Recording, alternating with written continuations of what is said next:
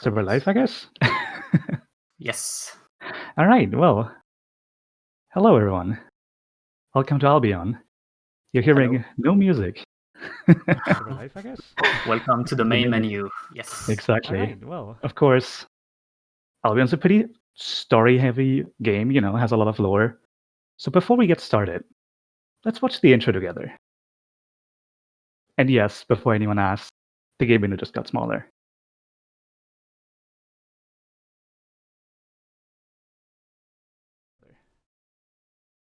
And yes, before anyone asks, the game menu just got smaller.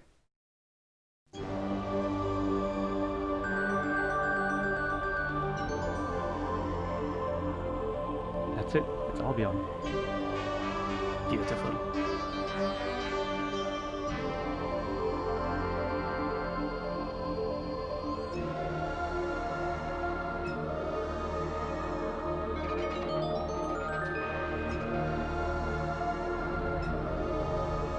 So this game was like released in 1995 by Exactly. Blue Byte, I By Blue believe. Byte. Yep. A German It's a, studio. it's a hot DOS game you may have played as a kid. Blue Byte is more known for like the Settlers, and more recently for being the caretakers of the Anno franchise. It's completely strange that they made this one RPG.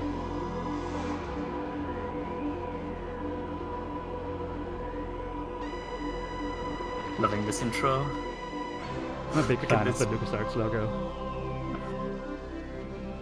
angry orb.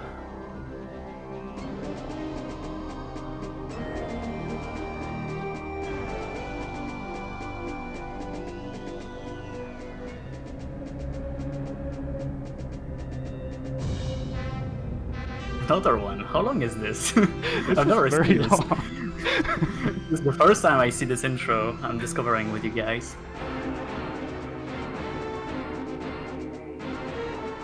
Shadox is quiet?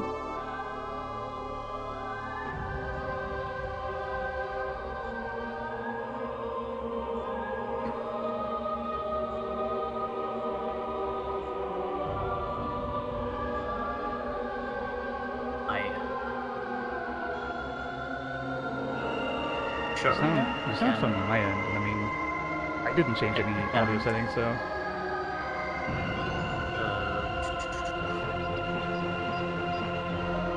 Good thing we played the intro so we could fix this beforehand. Yeah. Give me a second. I will do that. I'm a bit low.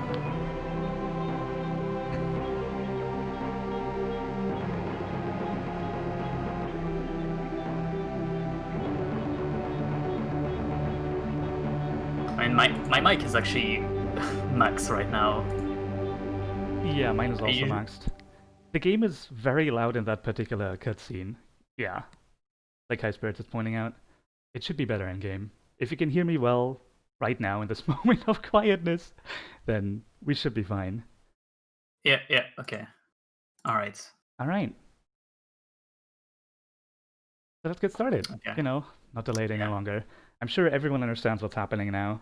Of course, the LucasArts logo is destroying orbs for some reason. So, rest of the game is of course going to be similar. Let's go! I'm gonna just do a countdown. 3, 2. Actually, hold on. Are we ready with timer? Can I just start? Just like... just, are we fixing our tech issues okay?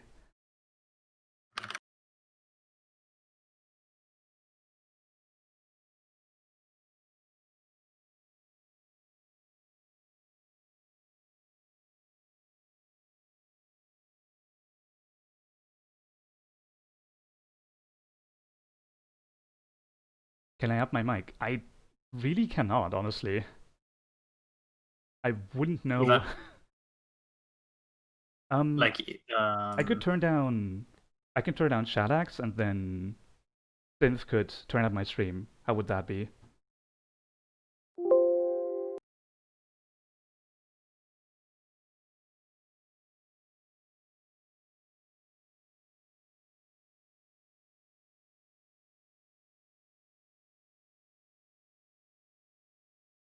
It will work. All right. Let me just cut away the game. You get to stare at the logo here for a while. That's why we have it. Let's see. Come here, Discord. Turn you down. Talk for me, Shadox. Hello. How's it going? Go a bit more. Hey, talk some more. Hello and welcome. What's up? Yeah, I think this should be fine. Let me know if this is okay. Back the game.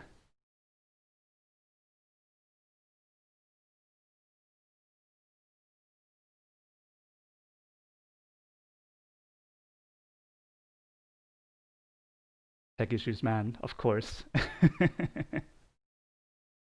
Think it will be fine. All right, I'll count that as an all right. Okay. Can I start then? Are we ready on the timer and everything?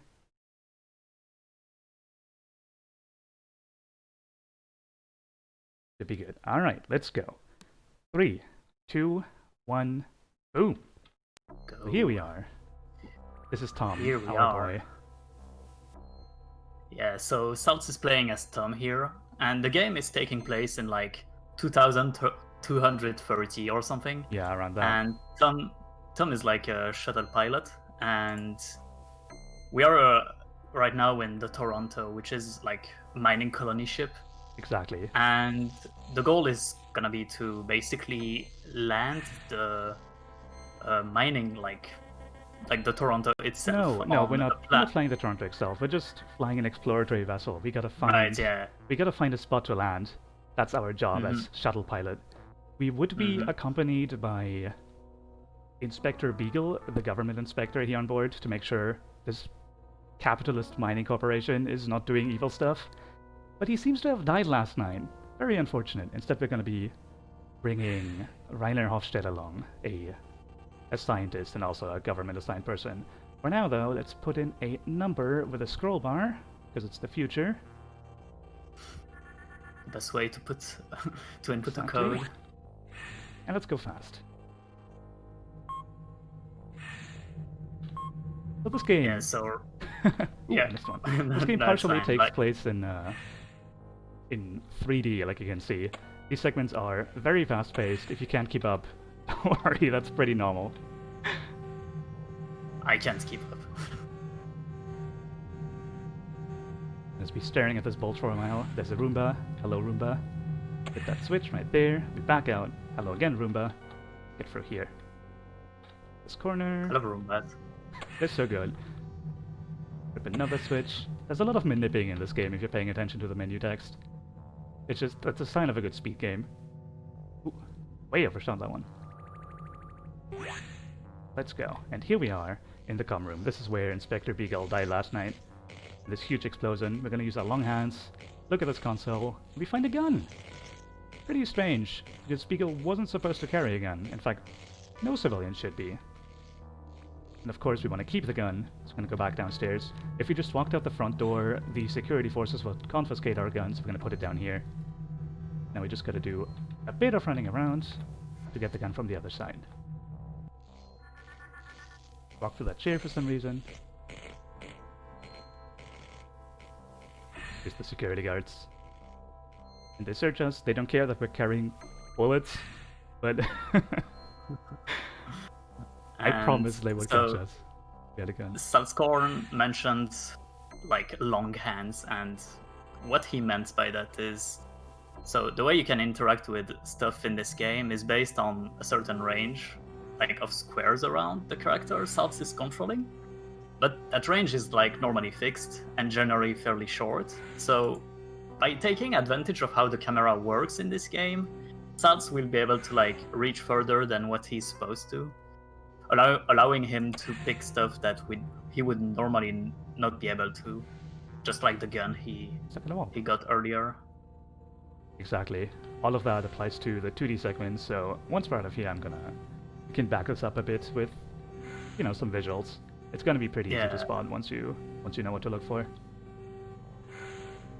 I'm gonna be using that pretty much throughout the run, just because it's easier to do it rhythmically. So let me get out in the corridor here. I'm gonna be it's using... not even... It's not even only for items, but also for talking to people, I believe. Exactly, in which case it would be long mouth.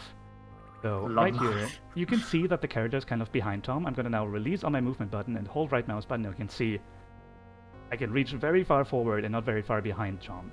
But if I release the right mouse button and then try again, I have this way smaller square, but I can reach farther behind now. So that's all that is. Yeah.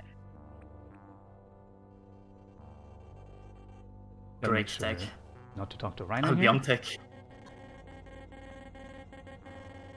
If you talk to Reiner at any point here on the Toronto, he gives you an extreme dialogue. It is absurdly long. Here's Beagle's room. We're just killing some time right now. We're gonna grab some bullets, cause why not? Gonna be useful later. We're just gonna sit at the table here. Nice and comfy. Seeing people recognize Albion. Very happy about that.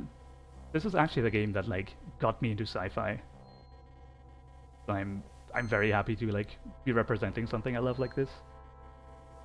Reiner's with us here. He just wants to dance.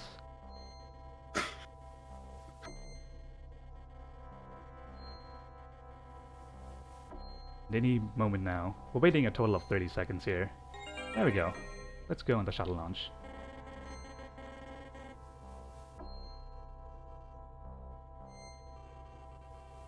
Here's Captain Brand and the ship's AI Ned too. They're seeing us off here in our flight. We gotta make sure this planet we're trying to land on here is truly a lifeless desert. Except I'm sure it is. I mean, we can already see it has clouds, so there has to be water on it. So something is already wrong here.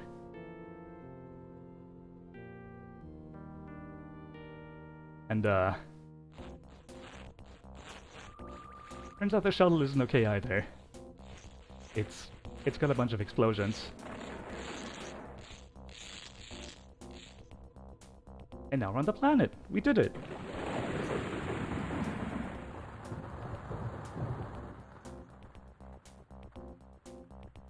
And it turns out, not a desert planet at all. It's actually full of life. So, something went wrong here. The sensor data is completely wrong. Of course, the shuttle floats because it has to, because it's a video game. And for the very final time in the game, Tom has this dream. It's completely irrelevant after this point. No idea what's going on here. And of course, at the end of the dream, it's the SideQuest logo because it's so good! I love the SideQuest logo. Yeah, dude, it's so beautiful. So, Look at it. to actually explain, this game has two scenes that are not quite fit for the RPG Limit Break stream, so I'm going to be cutting away the game during them. And this was the first of them. So we're now meeting the Iskai, these furry humanoids over here. And they saved our life. Very nice of them. So this planet is not only not a desert planet, but it actually has sentient life on it. The mysteries are piling up one after the other. It's now been around 2 months that we've been out, both in unconsciousness and getting nursed back to health. Don't talk to me. Let me lift the door. And yeah, we're kind of just lost right now. We're gonna have to see what happened to the Toronto, because obviously we couldn't confirm with them that they could land anywhere. So we got to see if we can find a way to contact them. First of all, though, we're gonna go talk to the elder of this clan here. This is the Southwind clan of hunters. And naturally, because they did such a good job of nursing us back to health, except for these points that we're missing, we're gonna be as rude to them as we possibly can. Because that's how you thank people for saving your life.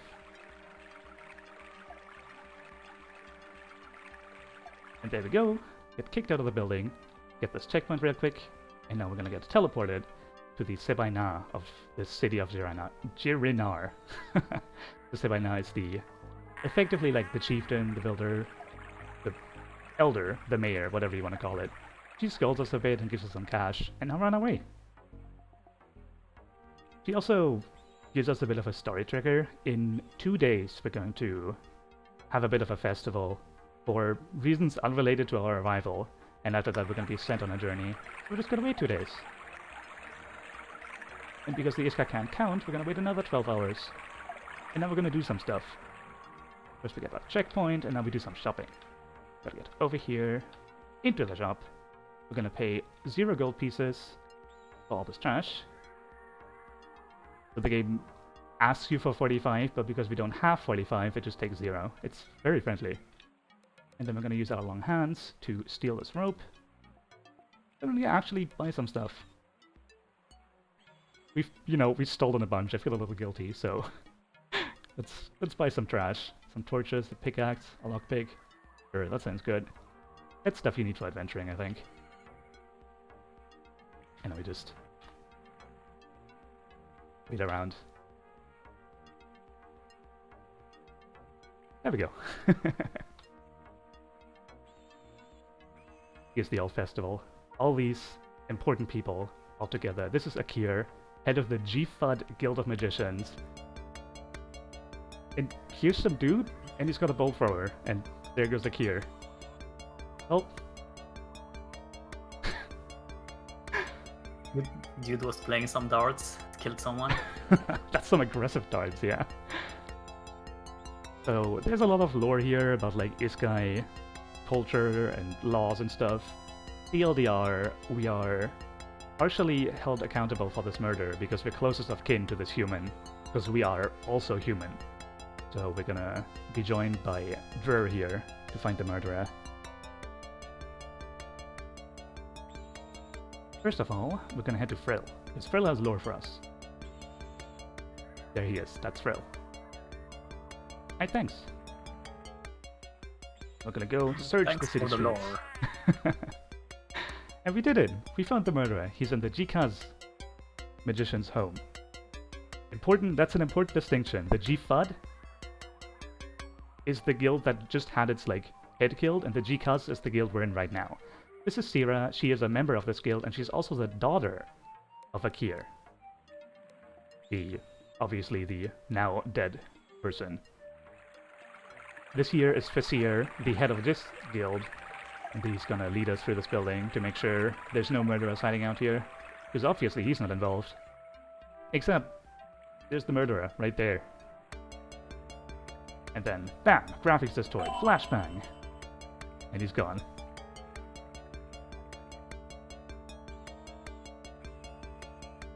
And terrible killer that he is, he took out a window on his way out.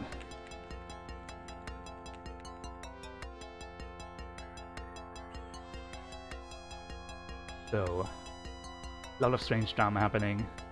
No one's quite sure who's at fault here. Because obviously someone paid off this assassin. Sira needs time to process all of this. And we're on our own now. Time to find the killer.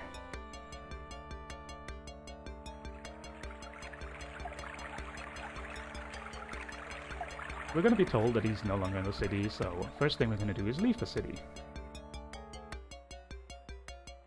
Get around here, press tab for the auto map, over here and out. I'm gonna switch to Renner as our leader, and we're off.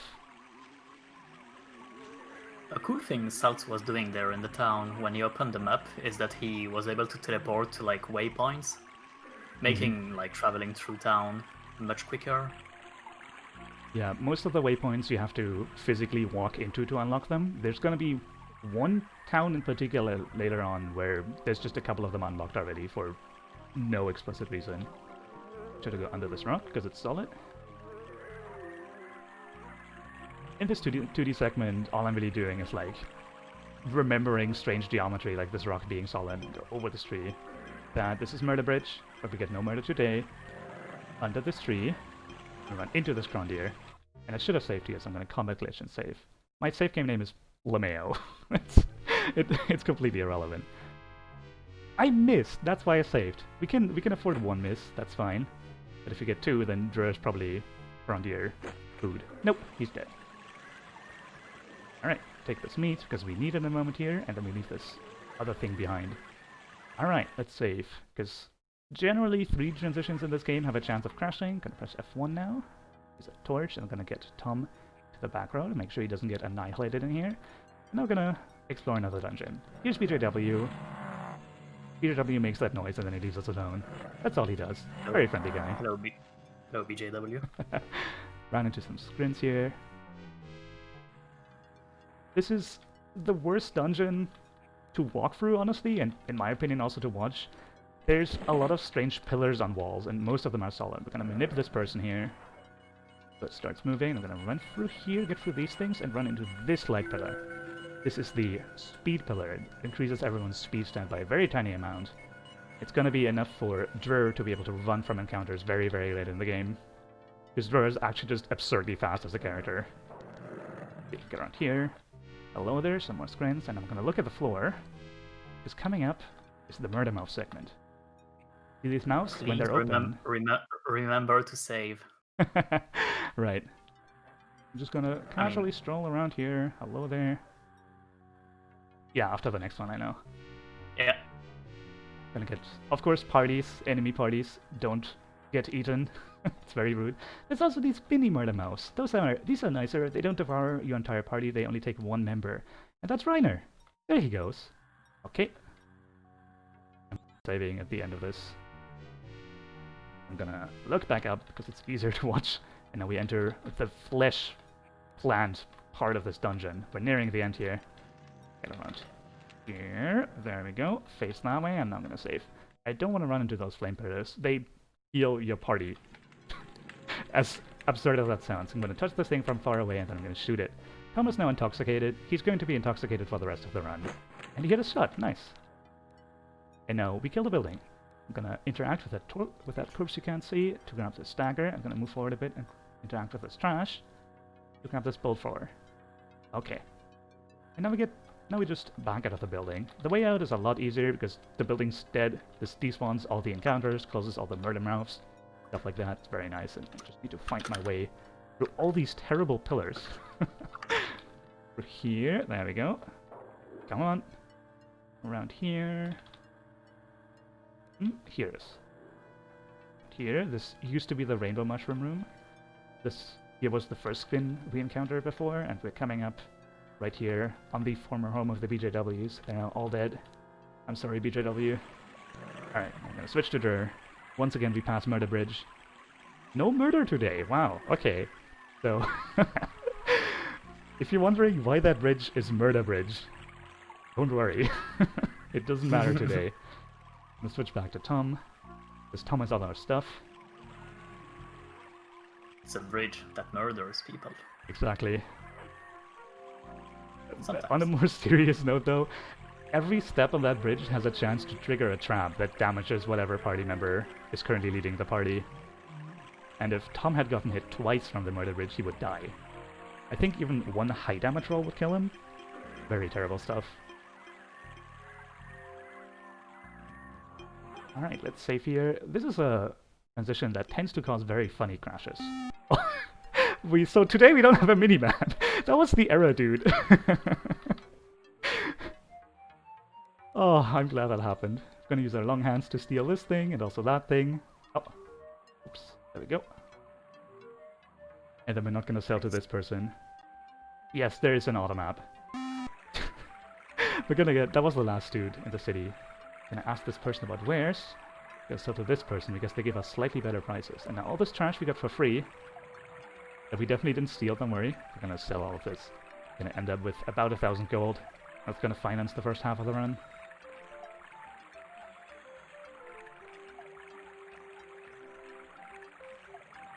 And this bolt thrower. Alright, we can't sell that dagger, that's a story item that we're about to use. We're gonna make our way over to the GFUD guild building. Right here. Go around this woman, because she wants to like show you around the building, and that takes a lot of time. Although you can just say no to her, but why even talk to her? Get around here, through this door. And now we're looking for Bradier. He's somewhere. He's chilling right there. Hello, Bradier. What do you know about your dagger? Well, he attacks us, so we run away. Okay, we beat him up. He is so injured from us running away that we have to take him to a healer. And then we bring him before the Sebaina. And finally, we can clear up this murder. It turns out Akir ordered his own assassination. Reason being, for one, a feud he had with Fasir, which is the guild leader of the Jikas, and then also because his daughter, you know, the daughter of the GFUD guild leader, joined the Jikas guild. He was very unhappy with that, so he ordered his own assassination to get her to join his guild instead. She's not very happy with all of this, so she joins our party and we get to leave. Yo, hello Savannah. We're ready to leave. We've learned everything about Isekai culture. So let's go. And that's... we say good... blah, blah, blah. With that, we say goodbye to Nakiridani. And this is in fact the longest boat ride in the game. I have some time to actually read chat. See a bunch of people recognizing the game. Very, very happy about that. Pretty old game, not terribly well known outside of Germany, so... nice to see some recognition there.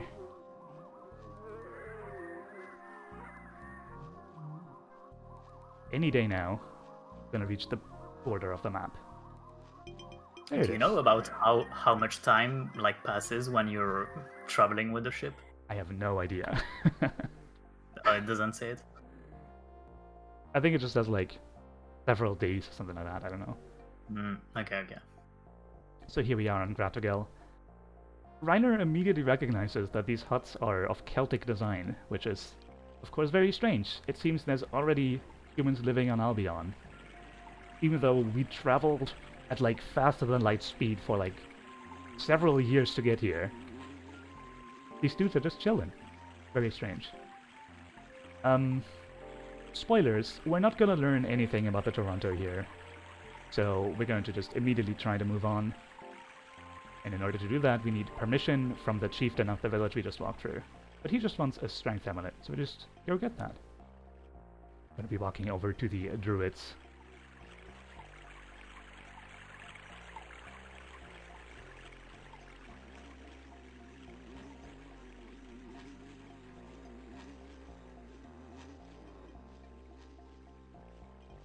Here we are already.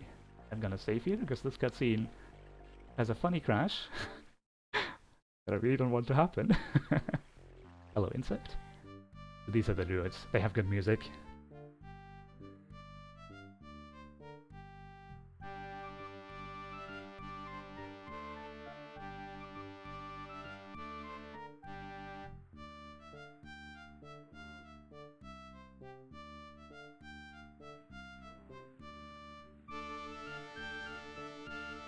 Alright, so we're allowed to go underground. We're gonna meet Nemos here, the head of the druids. There he is, and he tells us that the druids came here 2,000 years ago. They were led through a gate of fog by the goddess Danu. Effectively, these are the Celts that lived on modern-day Great Britain, which is kind of strange if you think about it, because the Celtic name for England was Albion, so effectively they traveled from Albion to Albion? It's kind of strange. Anyway, we're now joined by Melthus. Melthus is the foster son of Barrow, who we have to find here. He is also deaf and dumb. Which, as far as I understood, just means he's mute. He's not actually dumb. After this guy, we need some scrolls. Because we just got a bunch of money. So we're going to buy all these Demon Exodus scrolls and all of these Banish Demons scrolls. And now we're ready for the dungeon.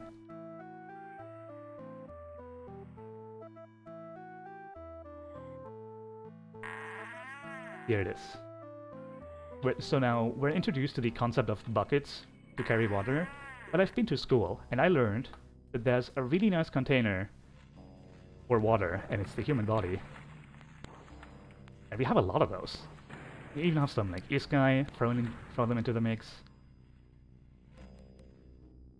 There we go. One more. Alright. Cool. So now only Sierra is alive. We do this for two reasons. The first is that it's simply easier to manage. If we get into encounters, we have to run with every character that is alive, which of course is going to be a lot easier if there's only one alive. And also, Sierra needs to hit level 12 by the end of the game. He's going to need all the experience we can get. The XP route is very, very, very tight. Alright, save here, because once again, 3D. Let's go. F1, torch up. I'm going to pass all this trash to Sierra. Gonna need a lot of it in this dungeon. See, there's a switch right here. I'm stuck in a wall. Walls sometimes just like grabbing you for no particular reason. Get around here. So these flames murder you if you touch them, so we try not to. Okay. It's a lot of damage boosting. There's about to be some more if I get off this wall. Around these guys, around here, and into this flame. Hello there. Gonna open this door, and then we're gonna pull these Warniacs back around these corners. Encounters like this actually have a physical hitbox, and we need to rotate this. So we can squeeze around like that. Alright. Let's do the worst floor in the dungeon. Well, the first of 2 at least. So I'm gonna have to stab on the switch 8 times, and the first 4 times we're gonna get these flames that just walk in completely random directions. And if they run into me, well, lights out. He dies. Yeah. 5, 6, 7, 8. Now we just need to make it to that far corner there. Can I squeeze around here? Alright, we did it. Whew! Nice. First try. Get around here. Manipulate these bars. You actually need to be like on the correct pixels when you're manipulating stuff in 3D. It's very non-linear to manipulate this chest. On the other hand, it does mean you can like click past enemies, fights, and stuff. It's something you have to pay great attention to. With this newfound key, we can get up here, get through these doors, pay attention to the fireball, because dying to this is embarrassing. It's even more embarrassing to die to these fireballs, so I'm gonna save here. Let's go. Alright. Through this door, manipulate this, manipulate that, get back out, around here. Bit of a loop, flames behind us. And now we are facing our first animal. This is an animal. Animals are demons. That's just a true statement. We use Banish Demon on the front row here. So the way that the animal AI works is very, very simple. They only have a melee attack, so they will always try to move up to a character so they can attack them. And they're always faster than Sira, so casting this on the front row means we consistently get them. Very, very nice farm. We also just released a bunch of these. Here's some Animal 3s. These are too red for us to banish, so we don't do that. I gotta farm a bunch of animals in this room. Specifically 4 of them, so I'm just gonna wait for these encounters to time out. We released 4 of these pillars with like these 2 encounters in it. Each of them has 1 encounter I can farm and 1 I cannot, so I need to pull them apart and see which encounter is which. So I'm getting terrible luck here. That's nice. But now I know. That's the puzzle gun. This guy right here is going to be something I can farm. Banish demons, front row. Let's go.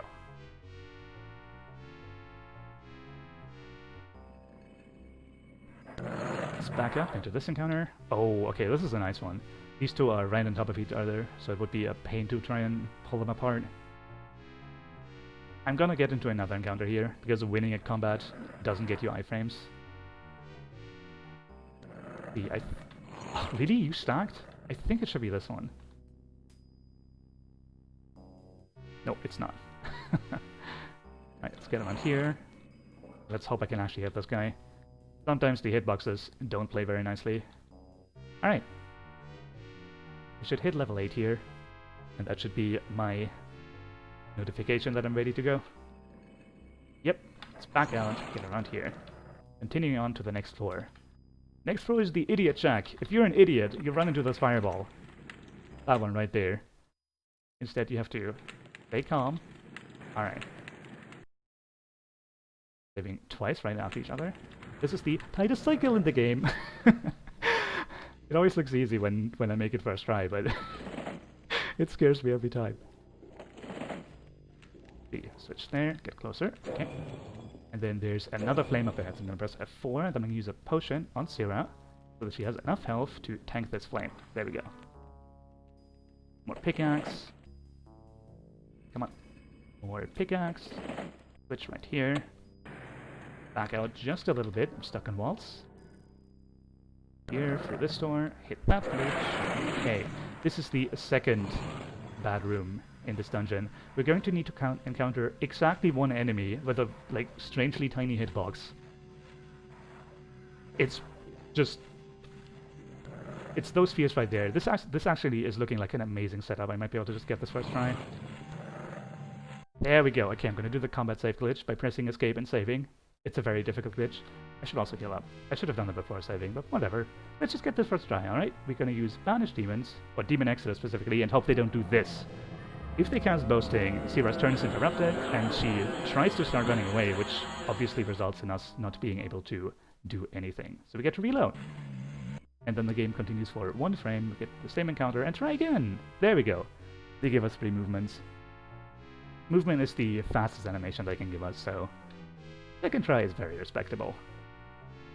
In fact, I would say it's actually like super good RNG. They can just not do this for like 10 times if they don't want to, because you need all 3 of them to cooperate. Gonna fall in a hole here, then use the rope to get out on the other side. It's a nice movement puzzle. And now these blue stays we just got, we're gonna use on these blue walls, but not that one, that's a trap.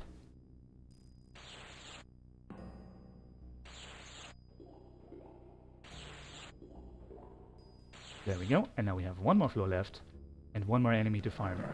Oh, my torch ran out, interesting. It doesn't matter.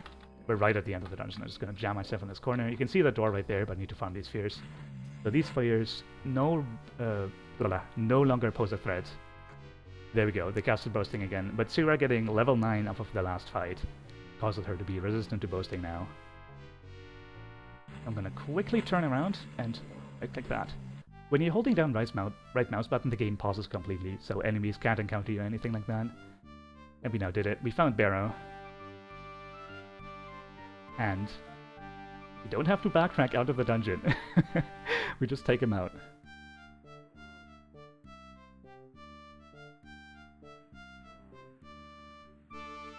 And of course, in exchange for saving him, we are given the Strength Amulet. I'm stuck on this wall. And now we're just gonna make our way back to the Chieftain.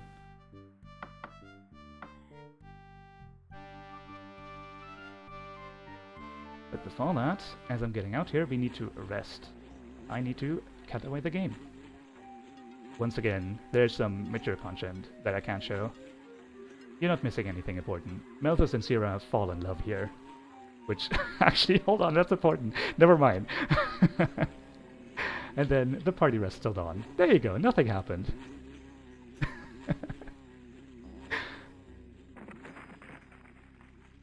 But yeah, that's all there is to it. Oh, we got the music glitch. We're hearing the combat music right now for some reason instead of the overworld music. I don't know why this happens. It just happens sometimes.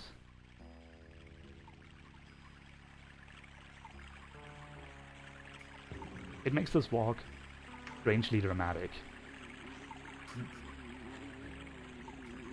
So whenever you're in this like world map, you have to constantly optimize your movement, and it's like GoldenEye 64, the streets, and he's constantly on the perfect line. Yeah, exactly. It's all perfect lines. So here's Tharnos. Give him the amulet, he gives us permission, and now we can go. We're gonna head on over left here. See what the fisherman is up to. Depending on time of day, this guy can be in a different place. Oh, he's just arriving. There he is. Hello there. We're ready to go. And we have the passage and some dodge. Let's go. This game is like very, very solid. If you want to try this game out, it's up on Good Old Games. They released like a full version with like a DOSBox already set up and everything. We are. Very straightforward, right? And we have made our way to the continent of Miney. We've arrived in the port city of Bellovino, and first thing we gotta do is get a new party member, because there's like an empty slot here. I don't want that to be. Take this hot diagonal through there. You can only pass that hole if you go on a diagonal. Kunag is running away from us. What do you know about important? Look like a scholar of magic. Could use someone like you. And we don't want to know your backstory. Alright. Minor spoilers as far as backstory, he's an ex-assassin. You know those guys that murdered Akir on the first island? That guy was a member of the Kenget Camelos, which is an assassin cult following the war god Camelos. And they're just assassins from hire, very nice people. And Kunag is an ex-member of theirs. Now we're gonna make our way down here through the Council of Bellovino. The continent of Miney is very heavy on story triggers. It's gonna be a lot of tracking back and forth. We're looking for Blue Cape guy here. He's sitting away from us. Alright. Thanks, Blue Cape guy.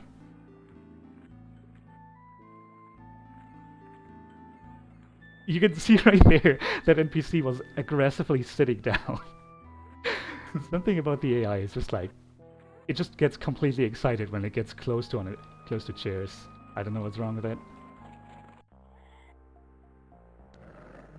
Yeah, I think the general idea about NPC is that if they are enemies, they will run away from you, but otherwise they will more likely just chill, like not do anything. They really just wander completely randomly either way. Oh, you lied to me. What? I mean, if they're like encounters, then they run Oh, at you. encounters. Yeah, Yeah, okay. yeah. But like NPCs that are like just morally bad, they just wander as randomly as anyone else. I see, I see. We're making our way now to the mountain village of Konos. We have to introduce ourselves to their leader, their spiritual leader, Kontos. We also have to meet some like other dude, and we have a bit of a dungeon to explore. Kontos's Labyrinth. This game has a lot of lore. Mm-hmm. You will see even more wall of text. Okay, this is the hardest conversation in the game. Need an invitation. Nobody talks to us in that tone. That's not the point. You don't see the gravity. Political affair. There we go. Save, once again, 3D. F1. Torch up. Switch to Sierra. Let's go. This guy can actually see a little further in the dark, so if you're paying very close attention, you might notice that you can see a little further than you could way back on like Nakredani.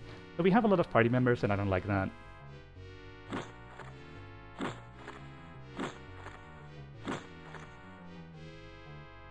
And we don't have a lot of party members. Problem solving. Oh, don't get in the secret wall. Okay. Ah, that's a glitch graphic. Don't worry about it. Get through this. Come here. Door. Get around here. Across this room. My nip. Through here. Hello there. We need to get close to get this chest. This lockpick is for this chest. We need this speed amulet. This eliminates a lot of RNG. Moving forward. This chest. That's the door. Whatever. There's a lot of doors here. That's... My god, what is wrong with those textures? I hope that the game doesn't crash at the next transition. That'd be... We're here to get this document piece. We're gonna give it to Tom. We'll make our way out. Where did you flip me? I think I can just continue on? Yeah, okay. Back upstairs. Okay, we're fine.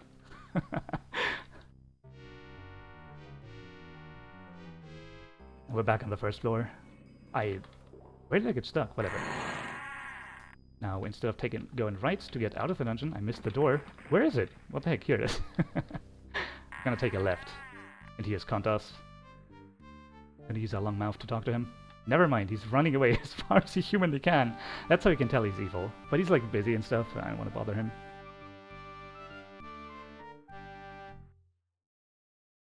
So just to alleviate some fears, this game is not normally this fast. You have an option to just walk slowly like a normal human being, but of course, I don't do that. Of course, you're not normal. Exactly. That's a barrel. Come here, Malthus. Is there a sequel called Albion? Unfortunately not. So now we should, yep, get a confirmation trigger here.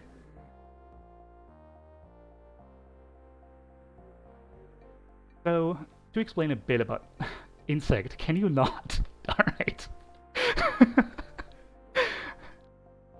So to explain a bit about what's happening here, besides that Insect blocking the vine, it seems there's a conflict brewing here. The Iskai and the humans on this continent are having some troubles between each other. Kontos is seemingly agitating the humans and getting them ready for a potential war. We're not even quite sure yet what the reason is, I think, but Kontos is just a bad dude in general, so. For now, in order to actually understand the situation, we're gonna make our way all the way north to the Iskai village of Sri Malinar. Exactly, we're here to go fast, not be normal. I'm gonna take a slightly suboptimal line here in order to drag this Warniak into this corner, so that I can walk around them. This is Warniak Bridge, because this Warniak guards it. But we just cheated it.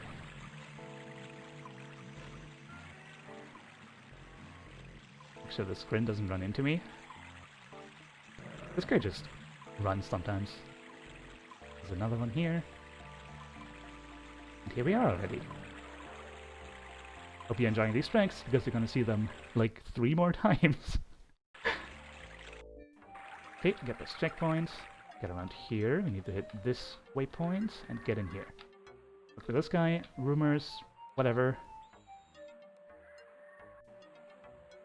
Now we go to the bar. Because of course, where do we go to get rumors if not the bartender? Hello there. We are interested and we have cash. Give us the rumors. Now Malthus is gonna pipe up. Well, write up, because he can't speak. He's mute and deaf. He writes up about going to talk to his friends back down in Konos. So we're gonna go do that. I wasn't kidding, there's a lot of tracking.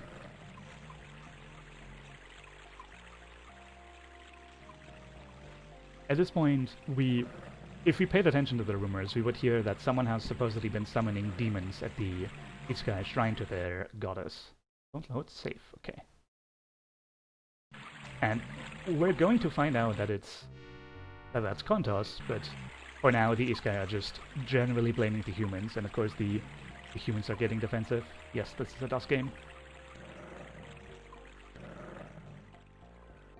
It does look really good for a DOS game. This game is like technologically super impressive. It's made with like so much charm too.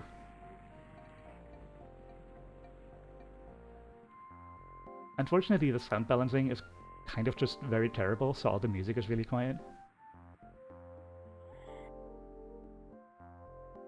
There's not really anything I can fix.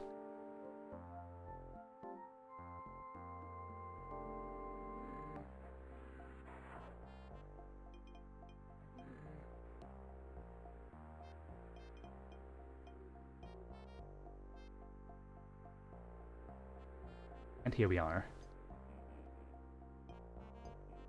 So there's also a side quest we could start here, which, hey, name of the marathon! But we're not going to do that. We're going to fail it immediately. Sorry, everyone. This woman right here would start it. And she's gone. Get out of the way! Okay, here we go. We've now been told that tensions are at their maximum here in this human village. People are all but ready for war. They're ready to march on the Ichigai Shrine. But we have some triggers left to hit. The woman we talked to, or failed to talk to, would have informed us that there's an assassination plot ongoing. Yes, another one. Someone is looking to get rid of Blue Cape guy in the Bellovino Council, aka Harris. He's dead now, because we failed that quest. So we're gonna go meet his replacement. If we wanted to save Harris, we would have to talk to the woman, then go all the way south to Bellovino, and then go all the way back north to Konos, and then go all the way back south again just to talk to Harris again. It would just be a massive loss of time. Is Sarah the OP party member? In a way, it's hard to say OP. She has a like very, very stupid spell that we're getting that will like make the game entirely trivial. But only the parts of the game we're actually gonna play, so we're gonna get to that when we get to that.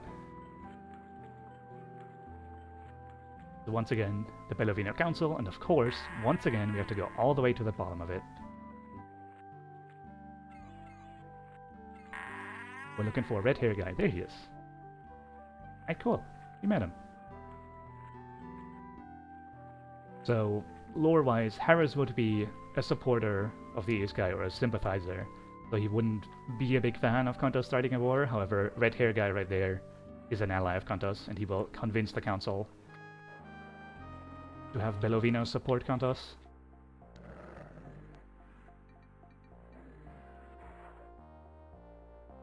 So of course, our goal here is stopping this war, because we're good people, mostly. The way we do that is by getting proof that Kontos is evil, and we already have half of that proof. Back on Kontos' Labyrinth, we found half of a document that ties in to both the murder plot and the demon summonings at the Sky Shrine.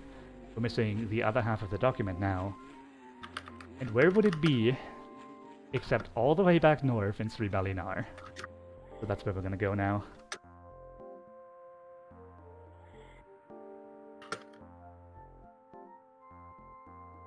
We can all enjoy the nighttime sights of Miney together. Or ask questions if you have any, like... It's a very relaxed part of the run.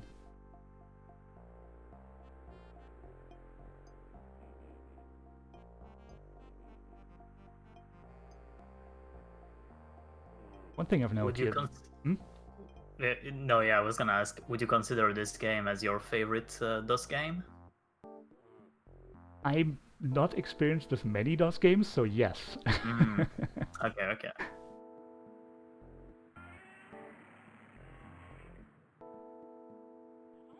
But as I wanted to point out, these weird cliffs here that I'm walking past, they have terrible hitboxes. You can't see them because I'm paying very close attention to how I walk there, but they make zero sense, and if you're not paying attention, it's very easy to just run into a strange corner and get stuck there. And then you have to like back out, and it's just all sorts of terrible. Once again, we skip the Warniak toll.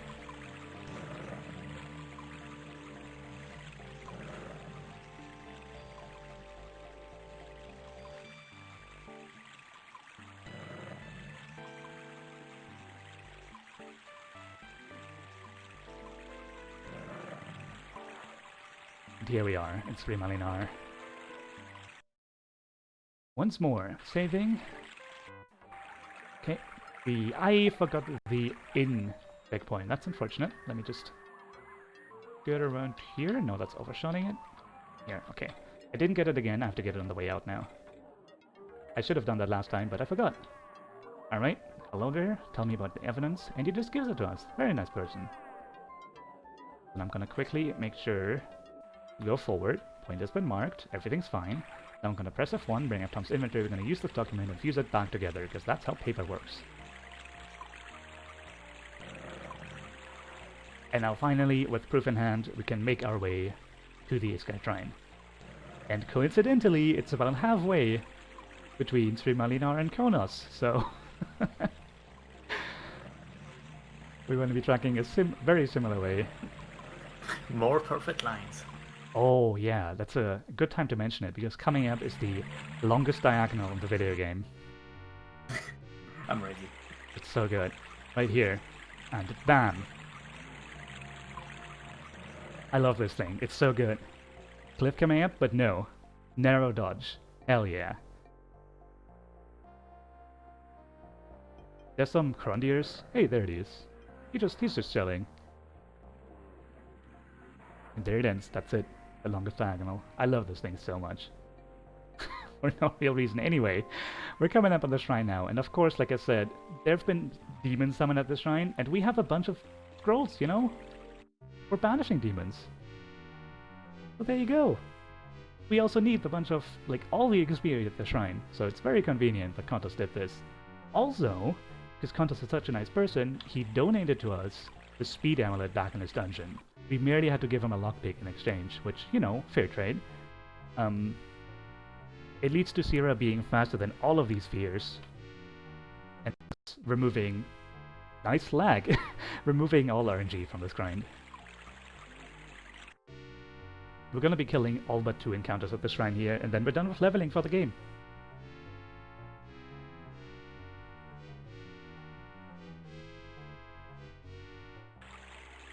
That's level 11. One more level.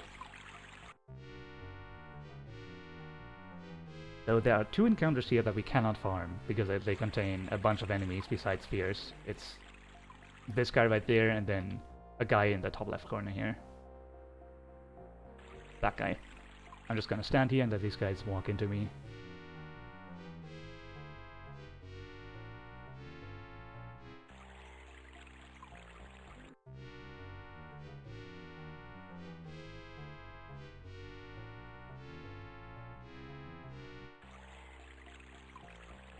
And here we go. Last one. This is gonna get us to level 12. Okay, now we're ready to beat the game. We get in here. Come on. There we go. The forces have gathered of the humans in the sky. That's the shrine in the background. We present the paper to them, and they realize Kontos has been evil all this time, and he flees in here to make his last stand, and I mean, he can stay there. I don't really care. Almost boasted. He's gonna run away anyway. Can you stop casting boasting? His turn was interrupted. Alright, he's dead. That doesn't matter. That's actually... It saves some text boxes, so that's nice. But yeah, Kontos is like a mage. He has like demon summoning and stuff. That sounds really scary. I don't want to fight that. I'm just gonna...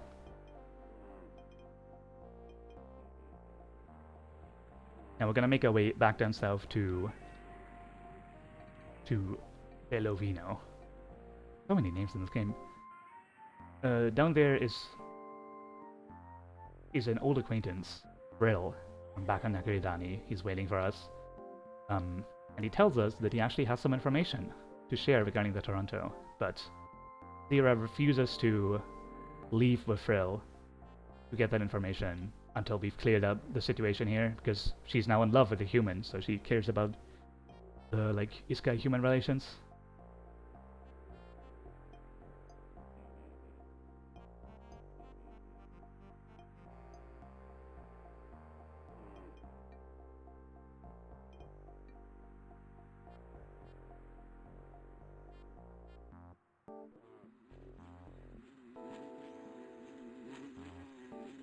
Insect, get off the vine. Okay.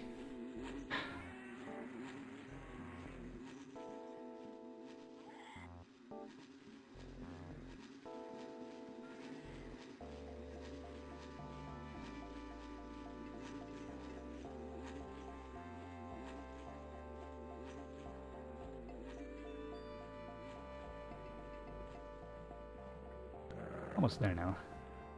Gonna save one last time. You and Miney. Bam, bam, bam. Ah, let's go. Teleport over here. Get around this building.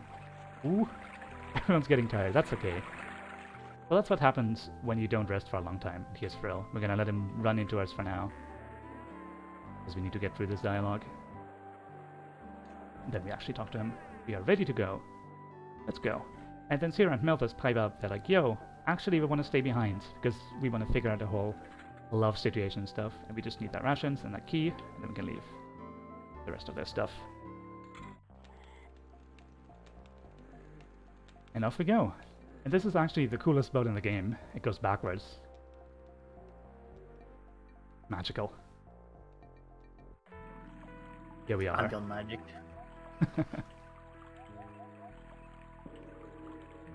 We've made our way to the secret Isle of Peace, home of the Enlightened Ones.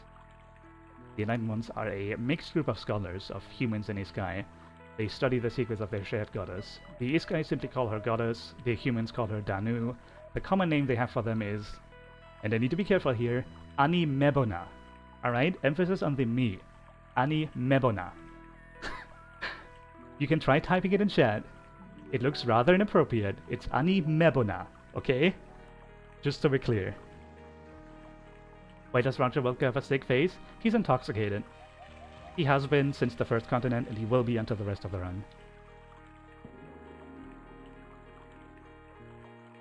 Here's Nemos, by the way. We met him back on Gratugil. And the two introduce us to the crew.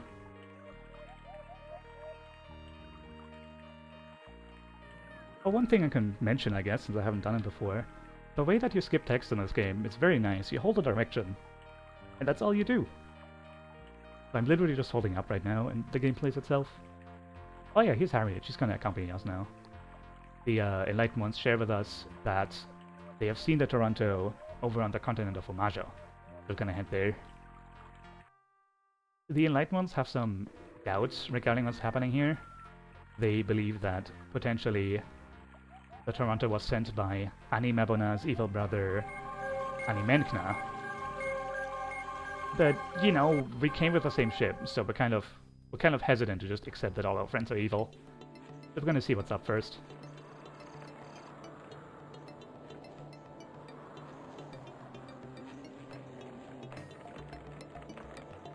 here in Amajo, basically the only thing you're supposed to do is figure out how to navigate this mountain range and get to the southern end of it, which you can just go there. There's no big secret. Well, there's a secret, but there's not like a story trigger.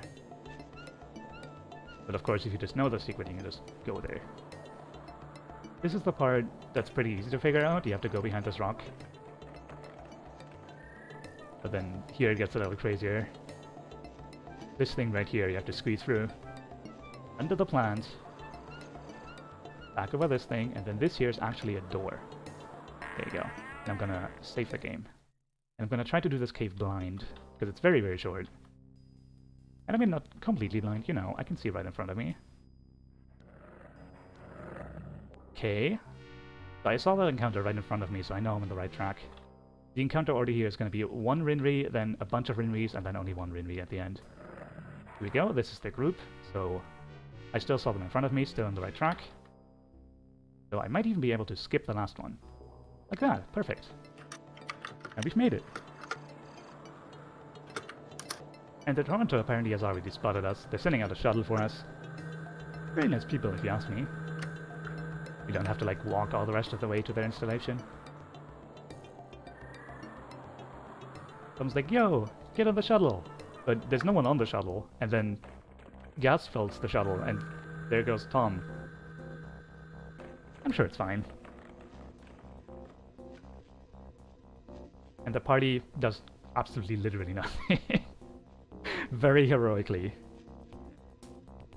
Exactly. Toronto's like in Canada. And this year's Canada, I think, so should be fine.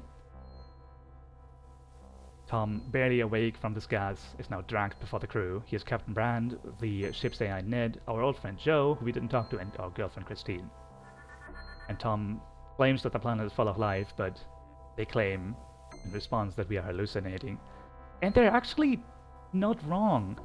Because Tom is intoxicated, and according to the manual, intoxication causes the character to hallucinate and be unable to do mental tasks, so them locking up Tom is like completely legit. It's very strange. And here we are, and I'm gonna take my hands off the keyboard, and now I can like stretch and stuff.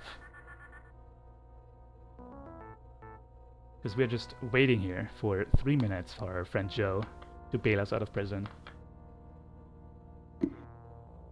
When are you skipping the wait? Time to find some skips. I wouldn't know how. You'd have to like find a way to clip through this door, pretty much. Which, as far as I know, there's no clips in this game, so... We can walk around for a bit here. I can... By the way, you can move with the mouse, which... you know, why not? But if I were to, like, right-click and interact with anything, the game would be paused, so... That would be an active time loss. But for now, we can just... have a look around. It's not even, like... a bad cell. It's pretty comfy. You have, like, your own bathroom. There's no shower. It's unfortunate. But look at this, like, comfy mat. You have this weird long console thing. It's very huge, really. I have a nice table with like a cup and a pot on it. There's some things in the cupboard. No idea what that could be. We haven't have one light on.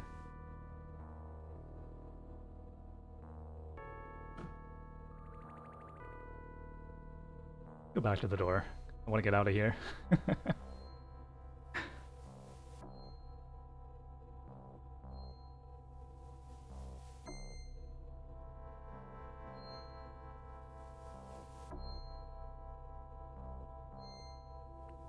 Actually, what's in the next cell? I've never like looked over here. Oh damn! Look at this. They have like dishes and stuff. I want dishes in my prison cell.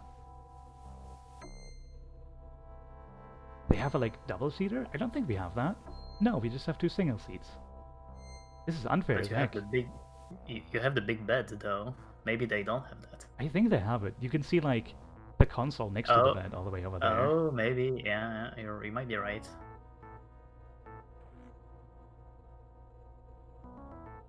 Yeah, breaks in speedruns is kind of nice. You can just stretch, get some water. Exactly. 10 hours of mashing. Oh no. Oh, here we go. Here's Joe. Slowly walking over. He's not aware that this is a speedrun, so he's walking rather slowly. Freedom! But no, it's a cutscene. So Tom and Joe now discuss what happened and determine everything that happened at the beginning. Inspector Deagle's supposedly accidental death, as well as the shuttle crash, was actually all like instrumented by the captain of the ship, as well as the onboard AI. Most likely, the mining corporation that owns the Toronto was aware that there was life on this planet, but they're trying to actively keep everyone in the dark about it and destroy the biosphere, mine the planet dry, without anyone finding out. Disgusting. Mm-hmm. Well, so we gotta go stop him. Oh, hold on. Can I go in the cell? Yeah, let's have a look. No, yeah, they totally have a bed. Okay. Nice. I appreciate you checking out. Yeah, that's Very important. nice. So, yeah, of course, the two of us are not going to be able to stop all the armed security forces on our own, so for now we're just going to try to get off the ship. And our best bet at doing that is going into the maintenance shafts and turning off the AI. Get some more scroll bar tech here. And now we actually get the full width of scroll bar tech, because you can not only click the bar, you can also drag it to very different numbers. And so we're going to drag it to 1764. I had it! There we go. Put down to 1712. And I'm gonna save. This is my favorite 3D segment because there's basically no RNG. The walls are all like very nice. We manip this person because Roombas are people. And now we get pet Roombas for this dungeon! Look at him. There we go. Have to wait for this thing to be yellow back there. Hit this. This is a tight switch. Gotta hit this one. Okay. We have a bit of a puzzle here. 1, 2, 3. 1, 2. There we go. Did it. Good job. And now we have one more time puzzle. 1, 2, 3, and 4. Okay, and now left. Come on, left and right and left and right and left and right. Okay. Nice. Through here. Into the semi-secret room. Then we gotta go all the way to the back and find this Roomba. Have this boy follow us around. This is the well-trained Roomba. There's a bunch of Roombas in some big room that we can all release, but they all walk randomly. They're just not trained yet, so we gotta get this one. He's stuck in a corner. Come on, come on. Yes, good, good. 2 more corners. Come on, you can do it, boy. One more, one more. Alright, good job. You can see the other one just doing nothing. What a waste of life. Okay, stand on the switch. Look at the door.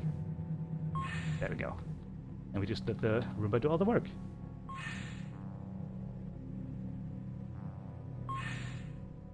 One more number. This is another drag to 4313 and down to 2. There we go. And we're all but done now. Just gonna use our long hands to grab this console from very, very far away. There we go, we did it. But at the last moment, the AI discovers us. And they straight up admit here that they're pretty confident they can just destroy the planet with no one finding out. So, kind of strange. Of course, our last course of action now is to just make a run for it. We walk through a closed door here. There is clipping in this game. Anyway, we're in the hangar now. At the last moment, the AI in his android body finds us. He has a gun. We don't have a face, but we have a fireball. So everything's fine. The AI body works randomly here. Today it's trying to leave. Oh, okay. It's going back up. Oh, goodbye. Hi, we did it. Here's all our friends, still patiently waiting. And with our newfound information about the Toronto, We're gonna make our way back to the Isle of Peace. Now all the lads come together. We have to forge a plan to defeat this metal colossus, because all we have is like magic and some metal sticks. So we're gonna put the magic and the metal sticks together, and we're gonna forge a magical seed. We only need the metal walking knowledge and the high knowledge. That's all really, so that's all we're gonna do for the next while. We're also giving 1500 gold here in order to try to buy the high knowledge off of the King of Camelus, the assassin gold. Spoilers, but that's not gonna work out. We're gonna spend the money immediately. In fact, literally here. We're not even gonna leave the place before we spend the money.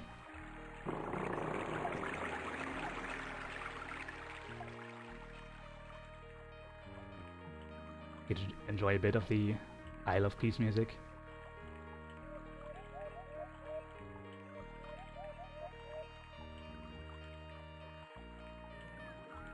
Need to ask her about this spell scroll. Oh, I got hit by the typing limit. Okay, here we go. There's a speed limit on typing, so I have to make sure to type slowly enough. It's really, really strange.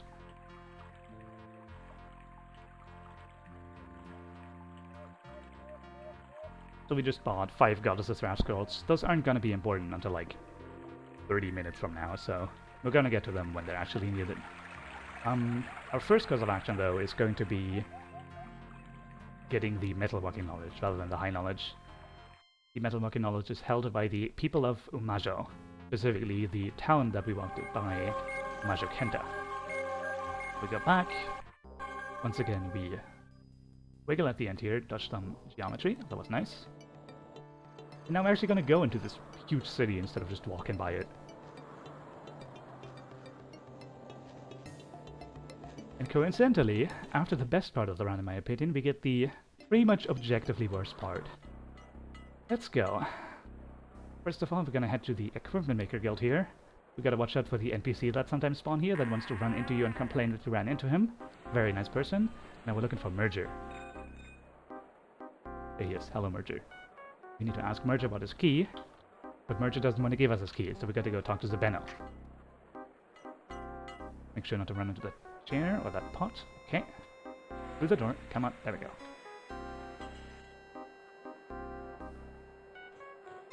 Teleport over here. This is the one town I mentioned, like way earlier, where for some reason we already have some quick teleport checkpoints. I have no idea why. This is the Ore Miners Guild, Zabeno. Oh, he's right here. How nice of him. We have to go from dialogue, and then we ask him about test persons, not peasants. Okay. We'll be prepared, and we will be careful. So he hands us the key. Okay, and he despawns. First thing done. Next up is a little stealth segment here. So, the ore miners here, or rather, to preface it a little bit, Annie Mebona doesn't like it when you mine from her planet. She retaliates with like demons and plagues and all sorts of terrible stuff. So basically you can never mine in very large quantities. However, the Ore Miner Guild right here have figured out a ritual to appease Annie Mebona. And they're using this knowledge to drive up the metal prices, since they pretty much have a monopoly. The equipment makers are very unhappy about this, because of course they're relying on those prices, and so they're trying to reverse engineer this ritual. And they're almost done, they just need the final word of the ceremony, which we're infiltrating right now. As soon as this guy right here... Right... here... Any day now. There he is! As soon as that guy sits down. We're gonna learn the word. And I have to make sure not to go here. If you go too early, you get the wrong word. You have to wait for this cutscene to start on its own. We get Umajo Danu. That's it. Okay. Chad, tell me about the shop glitch.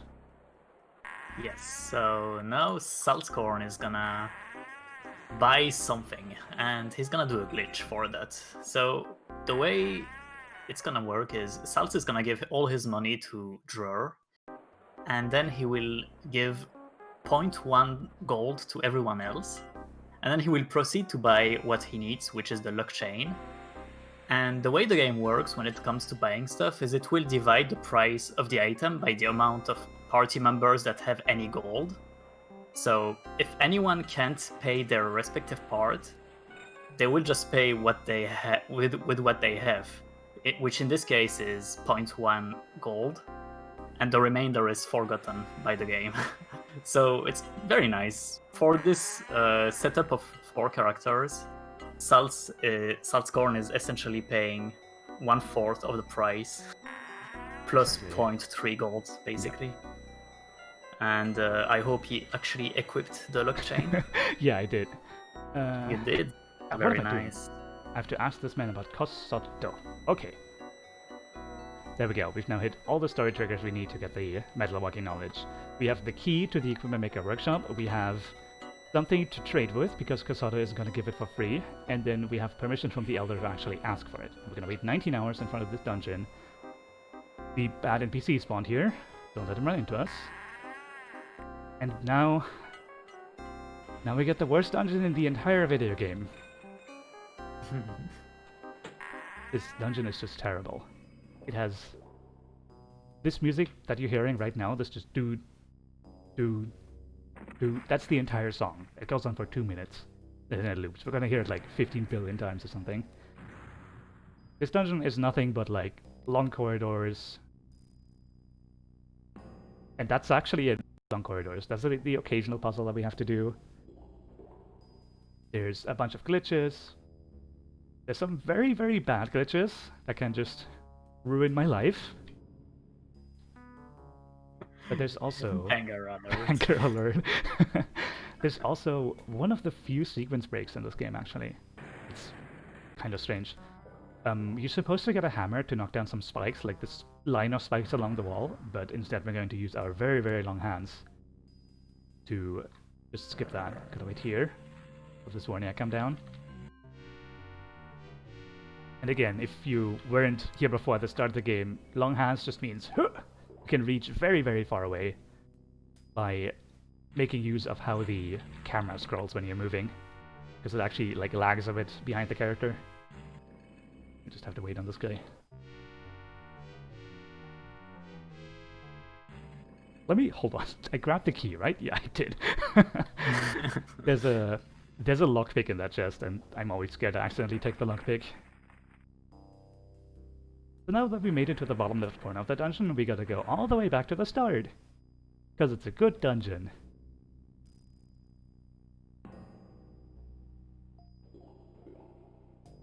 Elder Scrolls and Ultima, huh? The Ultima part is definitely something I felt as well, like playing the game. It really feels like this 2D stuff was influenced by Ultima. Here we are already. I'm gonna use this key on this door, and now I'm gonna save. This is the bad lever puzzle. So one of the levers I'm about to pull is going to blow up. Just that's part of the puzzle. If the wrong lever blows up, and I get bad luck, the puzzle will be unsolvable, and I have to use that reset lever. Let's see. Okay, that's bad. Okay, that's perfect, actually. So the right lever is the one that very, very occasionally just decides to not function at all. In that case, you saw it flipped all 3 levers at once, but sometimes it can just decide no levers are flipped, and then nothing works anymore. Because you have to pull the right lever again, and then it's again gonna blow up, you're gonna take damage, and then it's not gonna work again, and it's just a never-ending cycle, so you would have to reset the puzzle. But in that case, that was actually perfect, because it saved me 1 lever pull. That puzzle sucks. I really, really hate it. Look, that is done.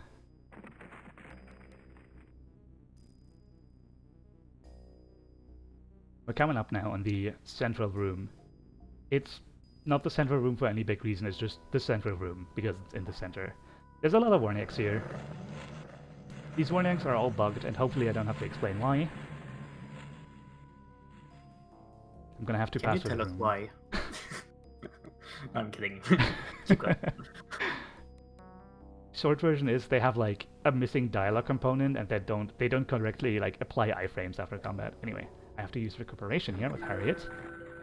Here's the party, which is irrelevant. However, recuperation is a mini rest.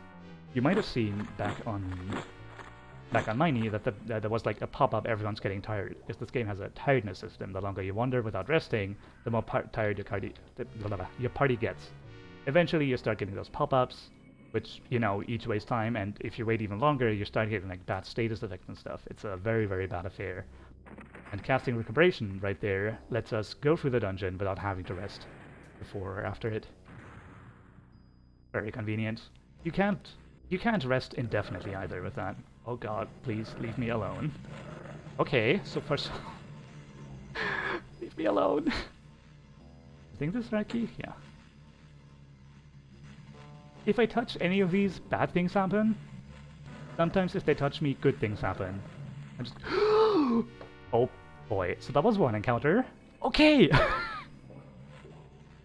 Okay. Nice, nice. So they can encounter anywhere, if you run into them. You can encounter them anywhere between 0 and about like a dozen times. So 1 is a pretty good roll. I'll take that. And now we have the longest walking segment. Well, second longest technically of this dungeon. We're just going on like a bunch of corners. We're making our way all the way diagonally through this dungeon. Over this torch, and then we stick right, because there's going to be pots in the middle here. These 2 pots are completely solid. And we're going to run into some scrints. Going to take a hot diagonal right here. I'm going to quickly grab this bucket and squeeze by them before they encounter me again. Perfect line.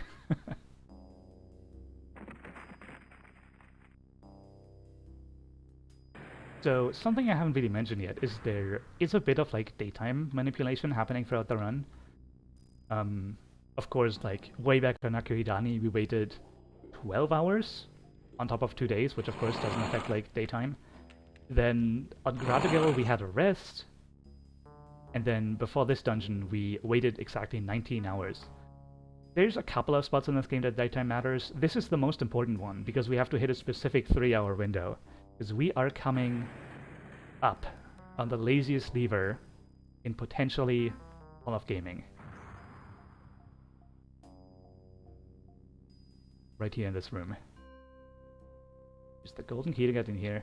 This lever operates between the hours of 8 and 11 in the morning. If you get here at any other time, it's not there, like this. You can check the sign. Don't rest. It'll tell you 8 to 11 a.m. Usually this means I'm about like a couple minutes early. We're just gonna chill here. You know, That's resting too the fast. ball. Exactly. I seem to have been on like a really good pace though. Like, legitimately. It's really unlikely that I missed this window. But I have been getting like, there we go. Happy 8 a.m. So now we can move on.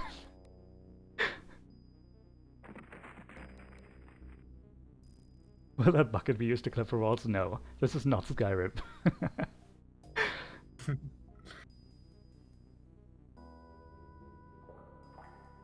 I'm very thankful for the like greedy rest pop-up there to just stop you from accidentally wasting like 6 or 8 hours or something. We would have missed that window and then we would have had to wait for a very long time.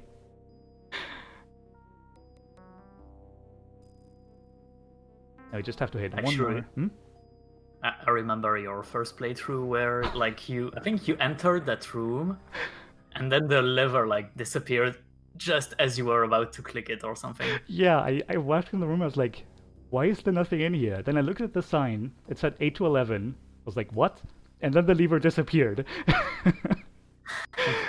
And then I put like 2 and 2 together and my brain exploded. It was just the saddest thing of all time.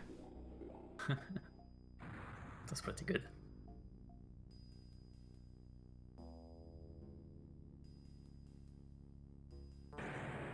I'm gonna stick on the right here. There's gonna be an encounter way up here, and if I'm lucky I get to not fight it. It's random. Just depends on how the enemy's walking. Nice. And of course, wouldn't be a good dungeon without a 3D segment. Let's go. F1, torch shot. By the way, for anyone who's curious, I'm moving with primarily the arrow keys in pretty much every part of the game. So when I say like F1 or like tab or stuff, I'm reaching across the keyboard to hit those buttons. It's this game's a bit of an agility feat. By the way, note the sheer amount of fears here. If we had Sarah, this would be a great farming spot. Let's see. Oh, yo, dude! Yo, I got the secret word! It's Umazu Nice. Danu! Okay, gotta yell across the room here. He throws the scroll back at us. For some reason, you can be like extremely far away from that NPC to talk to them. It's the only NPC in 3D like that. So now we have the metal making knowledge. Yo, what's up, off trap? So happy you made it. Of course, you Hello made it and for welcome. the... you made it for the best part too. The backtrack all the way out of this dungeon. And this is literally just going to be like 3 or 4 minutes of walking.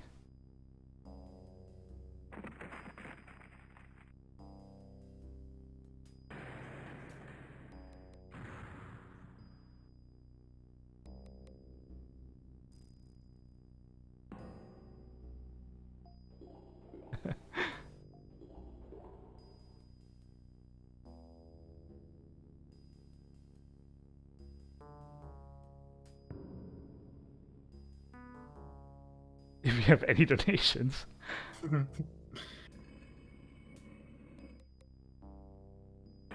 Donations or questions? Mm-hmm. I Go think it's ahead. completely fine.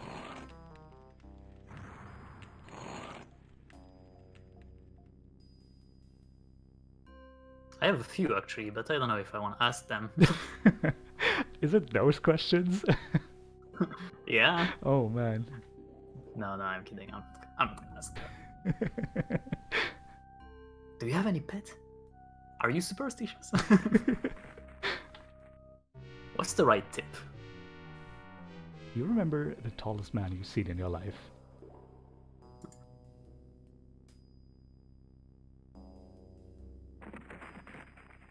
Does your computer ever seem to have a mind of its own? Oh. Oh, I just lost some steps, wasn't paying attention. Nice job.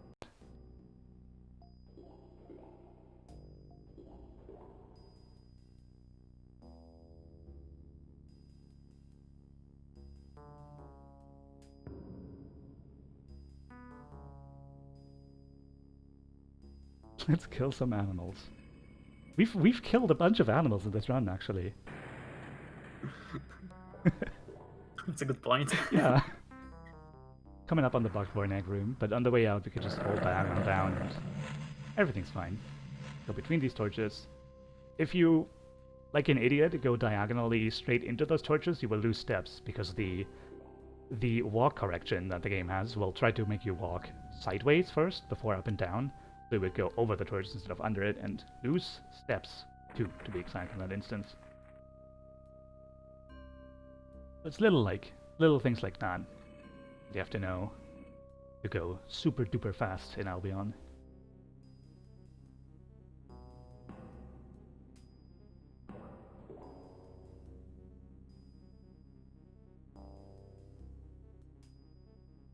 We're almost done, I think. Yeah, this is the terrible lever puzzle. One of the levers has to blow. You know what? I can't think about it. It makes me upset. Finally, we're done.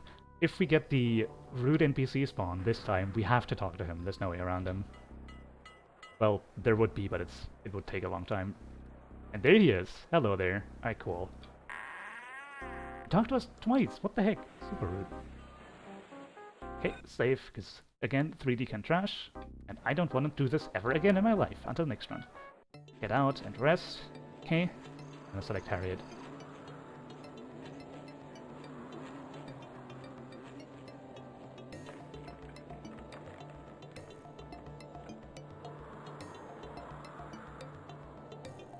We have to use the Goddess Amulet on this thing. I walked back and forth there because I missed long hands on the first try, by the way. And now we go to the north of Miney. Oh, blah, geometry. Blah, more. Get me out of here. Hello? Okay. Jeez.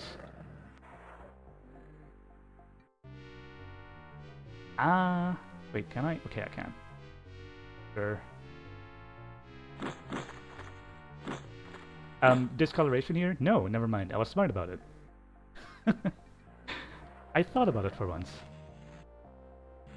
I might as well. What I was talking about there, or wanted to talk about, if you're forced to switch a party member, or your party leader rather, after escaping or ending a battle in any way, the game becomes discolored for exactly the one menu where you select the new leader. It's completely normal, completely safe. No idea why it happens, but, you know.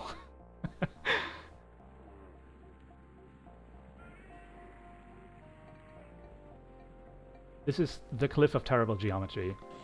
I don't want to be anywhere near it.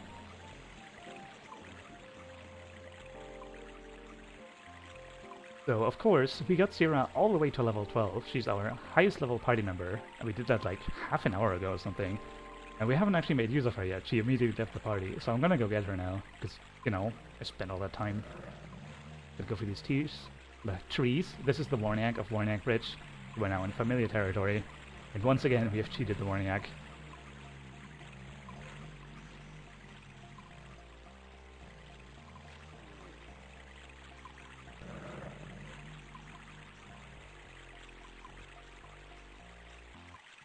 And here we are in Sri Malinar.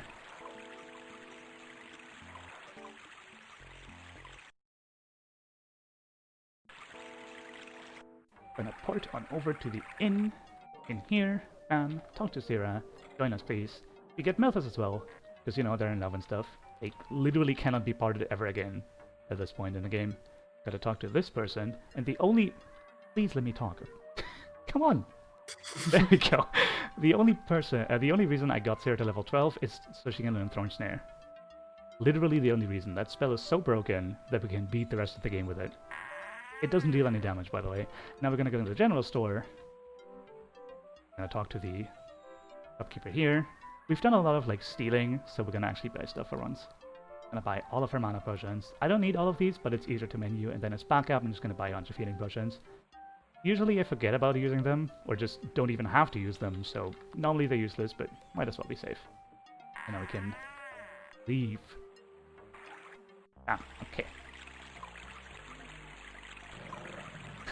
All the people that played Albion as a kid coming out in full force.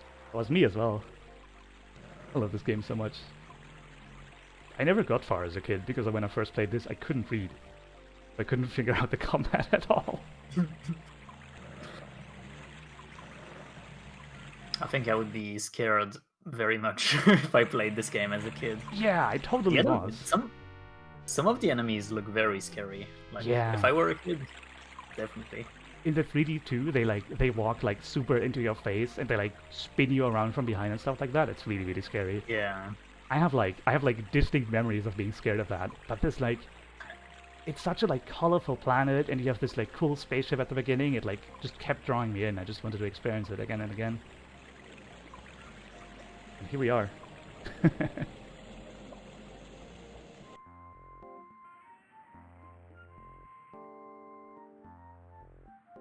We're making our way east? Yeah, east now. Directions are hard. To the King Kamalos fortress to get the high knowledge.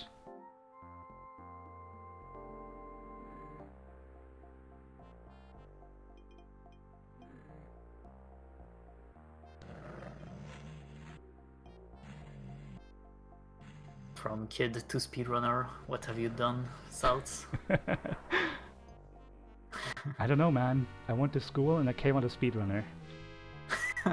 Those things Same. aren't related, but you know.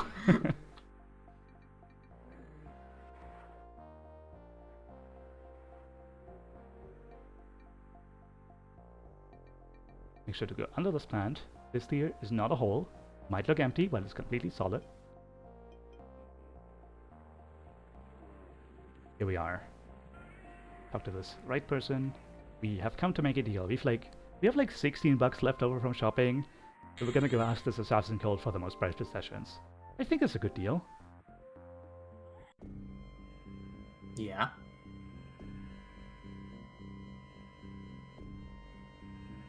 Here's some high-ranking dude. This isn't the most high-ranking dude, but it's a pretty high-ranking dude. It's like number 2 or 3. And, you know, we tell him we have 16 bucks for the high knowledge. And they tell us they're gonna consider our offer. So, you know, it is a good offer. They even agree to it. Or, well, presumably they're going to. And while they consider, we get to just chill, explore their fortress and stuff, you know, hang out with guests here. Well, it turns out they're never gonna actually accept our offer. They're just gonna leave us to rot here. Of course, they're never gonna let us leave either, because I'm like, hey, we're still considering, even though, you know, they're totally not. Instead, we're gonna have to find our own way through this fortress. And the first step is going to be through here. Right up here is a secret corridor. In order to get into that corridor, we need to manipulate this flame bowl. In order to manipulate this flame bowl, this guy needs to leave his room. I love this guy. We're just gonna wait for him. Can you tell us what he's doing? I mean, right now he's just reading, I think. Oh, okay. You know, he's like a student of magic or something. Probably a difficult subject. Oh, I should mention, the reason we know about the secret corridor is because Kunak right here is of course an Can't Get Camelot's member, so he knows his way around here from his youth days or something. Any day now, I think this guy wants to get up. He's been sitting for a while now. You shouldn't sit for more than like a minute at a time, I think. I should probably get up right now then. Yeah. Here he is. He's gonna go look at the wall. Pretty good wall. Alright, enough of that. Ooh. I'm just sit back down.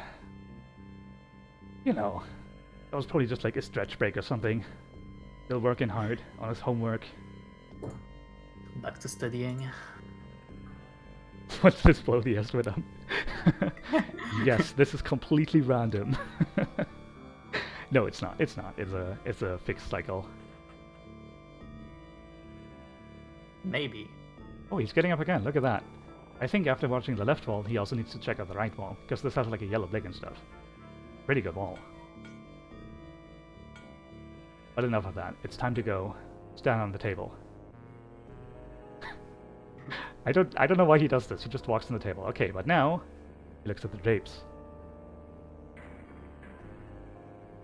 Okay, enough of that. Hard work of looking at stuff. Hard day even of looking at stuff. Time to sit down. Relax, you know? In fact, I should drink while I have the opportunity. There we go. That was a last second drink because he's now actually leaving. Once he's outside, manip this, he despawns. And we get to go. This fern is solid, by the way. Here we are, the secret corridors underneath the Fort Envercon. It's been 2 seconds. There's a lot of guys here, so obviously we surrender. I don't think any of the games so far in this marathon have had a prison segment. And I mean, you gotta have a prison segment, right? It's an RPG. Thankfully, this prison comes with a switch for the door, just right there. Boop, just like that. Switch to door, go out. So here we are. We're now locked in this dungeon, the King of Camelot's fortress, and the only way out is to get to the very bottom. It's a long and treacherous journey, and of course, we're gonna start off by killing our party. Sure can flee. Don't you melee attack. Shoot bolt. So this guy's... Oh my god. This guy's bolt throwing animation is very fast. Don't... Oh my god. 2 swords! What a nerd. His sword animation is way slower than the bolt shooting, so... That was terrible RNG. He not only used sword twice, but he moved twice. That's impeccable. Impeccably bad. Alright, so we just needed that key from that chest so we can open this. That was the wrong key. Which of these keys is it? Hold on. Oh, it's this one. Watch out for the fern. Go right. Okay. I think that's not actually a fern. I don't know what that kind of plant is called, but it's solid, so watching out for it. There's a hole in the wall here. You can just kind of go in and chill. There's nothing in there. I don't know why there's a hole. We're gonna take this diagonal and hope these magicians cooperate and let me through the door without an encounter, but not today. And let's get ready for the most difficult 3D segment. Also the longest, most dangerous, blah blah blah, everything. First off, of course, torch. And we're gonna prepare some stuff ahead of time. We're gonna pass scrolls over to Dur and Harriet. I'm gonna switch to Sarah and put back on the speed amulet because it got unequipped when she left the party. Now we get a little introduction to puzzles in this dungeon. One of them is chasing flames, like this. The next one is fireballs. which we've seen already. But, you know, fireballs go in a straight line. Very basic mechanics. There's a mage here. We're going to use those iframes to run through this big diagonal for this room, because there's a lot of scary stuff in there and I don't want to fight it, or even encounter it. And here we are, worst floor in the entire dungeon. Already, it's floor 2 by the way. I'm going to save here. So there's 9 flames here that are going to chase me, and I need to hit 12 switches in each of their presence. Okay. Oh, is one of the things stuck? No, it's not. Okay. Get closer. 1, 2, 3, 4. Ooh, I'm right here. 1, 2, 3, and 4. One more. 1, 2, 3, 4. That was very good. I just need to get out here. Okay, we're fine.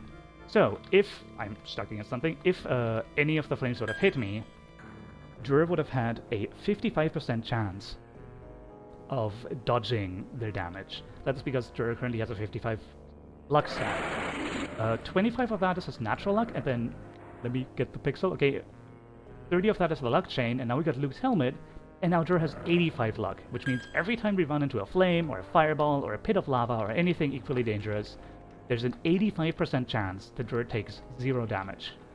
Which may sound absurd, and it is. I'm still saving here, because I'm scared of those fireballs. But before we actually get to make use of all this incredible luck, let me stand on the switch. There we go. We get to chill here. I swear this is a puzzle, standing still here. I'm not just chilling here because I want to. Yeah, the sound effects are very, very, very loud. I think that's it? Yeah, I think that should be the last one. We're here on the Beastmaster floor. Floor of the... Aww! I was too slow. Oh well. I was, Anyway, this is, the Beastmaster floor. Floor of the Beastmaster. Home of the beasts and their master, the Beastmaster. This is terrible pillar corridor. It has very many terrible pillars. Therefore, it is terrible pillar corridor, but through it now, we're almost at the Beastmaster, the Master of Beasts. He's right here. Okay, let's... on menu. Let me use those health potions to get Harriet back up, and then we can cast Recuperation with her to get the party back up. And now I feel ready to beat him. As a note, we're about level like 7 or something across the party. Our highest level is Sierra at 12. We're supposed to be in like the mid-30s. So we're very slightly under leveled. We're gonna use Goddess's Wrath scrolls now. These scrolls, or the spell Goddess's Wrath specifically, targets a random enemy. If the enemy is weak to Goddess's Wrath, they die, like this! By the way, he partially deflected complete and utter annihilation. Don't ask me how that works. We have 5 tries to hit these 2 Magician 3s in front. And we Thorn Snare the Beastmaster, and now... he can't act anymore. That's what Thorn Snare does. It completely prevents an enemy from acting ever again. By the way, we have 2 more chances now to hit this guy on the right here. If we don't, we have to restart the fight. No way around it. We have no other way of killing him. It's not a cat, it's an Iskai, alright? He's like sentient and stuff. He casts Steal Life. Oh no! Not 4 HP. I think this is my last chance of hitting this. Okay. Do I have to reset now? Unfortunate. Let's try again. Again, we have 5 scrolls and we're trying to hit 2 people. It's, the odds are technically in our favor, but, you know, sometimes you get those bad moments.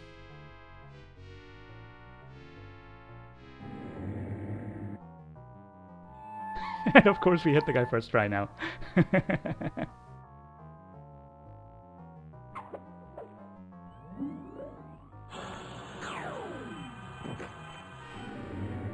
Come on. Aww. Oh, don't tell me. Are we gonna do it again?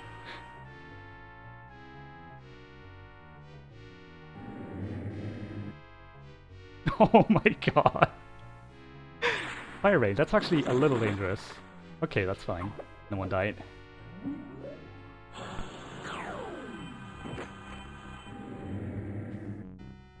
Hey, last one! So we needed all 5 scrolls to hit 2 people. That's classic Albion. Well, it's not. Actually, Albion is usually kinder than that. So for the rest of the fight, we're just gonna shoot this man with fireballs. It's just classic marathon luck. I guess, yeah. One thing of note here, I mentioned Thorn Snare completely stops an enemy from acting. Just permanently, the moment it hits an enemy. Of course, we had Sira cast the spell 3 times instead of just 1. This is because spells have a proficiency system. The more you use them, the better they get.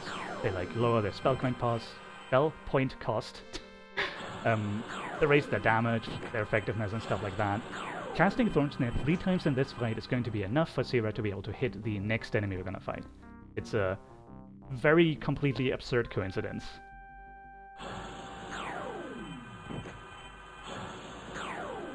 And again, Sira needed to be level 12 to learn the spell. Level has 0 effect on spell effectiveness, by the way. Well, it does in reverse. It has a chance. It depends, like... Hold on, words are impossible. It affects how well you resist spells, but it doesn't affect how well you cast spells. It's very strange. Anyway, we just needed that key, and now we can go back. Once again, through terrible pillar corridor. There's this guy here. He's very, very bad at killing the party, so I'm just gonna flee with everyone. Sometimes he manages to kill like 1 or 2 people. He stole Harriet's magic. Cool, okay. We lost an entire, like, spell point or 2. Oh no, what are we gonna do? Come on, go across here. And we use this big, beautiful key on this door. I'm gonna save again. Jur has 85 luck, which means something like a pit of lava, like this. He has an 85% chance of dodging. I'm still gonna play it safe for this part, but, you know, not too safe. There we go. That's fine. This is the real test. Clearing these murder walls would take a lot of effort, and like 2 or 3 minutes of like very difficult movement and like fighting and stuff. It's very, very hard. Instead, we're done now. Nice. First try. I even... Oh, let me alone. Okay. I even went for the no saves on the 4. It's always fun to get that first try. So that was effectively 4 85% in a row, which is not terrible odds, but very, very easy to fail too. Now we're gonna squeeze by some flames here. Nope. Getting another one. Alright, come on, let me through. Okay. Let's hit that. I haven't died yet. My torch went out. 1. So normally, I would now warn you guys in chat to like remove your ears, if possible completely, because coming up is door hell. Door hell is a hell of doors, and very, very, very, very, very, very, very, very, very loud. Instead, I'm going to be nice, and I'm going to turn down the volume. I'm going to turn it down to like this number. I put it down last time, and it was just too quiet, and it just like creeped me out because I could hear my thoughts. It was weird. Here's door hell. You can tell this sounds like it's a normal sound effect. It's less than a quarter of the regular volume. So, door hell is very, very special. Of course, we get to it twice too. So what's actually happening here is that every second or so, about a dozen doors or so at once. Wow, that was incredible luck. About a dozen doors at once decide whether they want to be open or closed for the next second. It's completely random. And every single door, regardless of whether or not, let me turn the volume back up. Regardless of whether or not it opens or closes, it like changes state, it still makes a noise. So that's about like 12 or more door sounds clipping all over each other. It's very, very pain. Use an invisible maze. Alright. Nice song. Thank you. Where's the switch? Okay, that's a good position. These Magician 3s can be in a pretty arbitrary spot. Today they're stuck behind a wall. Or are they? Okay, they are. Oh no, they're coming! Ooh! No, they're stuck. Okay, everything's fine. I'm standing on the switch right now. Okay. Now I need to drag this guy right here around this corner to make sure he's not bothering me in the next room. And well, remember that thing about 85 luck? Yeah, it's very, very fun. Let's look at the floor. I need to see when this first switch turns off. I can see very steady this pixel blinking here. Let me save now. That's a person, by the way. Okay, that's one. I need to do another switch like this. This one right here. I think I'm on it. Let me go like slightly over. Okay. Save.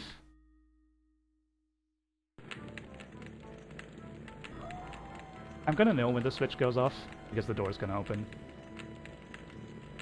I think I'm not on it. Nope, I am. There you go. And now we have the final floor. The vision fixes itself, so you can see again instead of having to look at the floor. I'm gonna steal my eyes and make sure I can see the correct corridors here. Don't go that through here. There we go. Okay, very nice. And that's it already. I'm gonna take it right here. Oh no, the door closes. Oh no, flames. What are we gonna do? Oh no. Ah. Ah. And the floor collapses and everything's fine. Okay, here we are. We made it.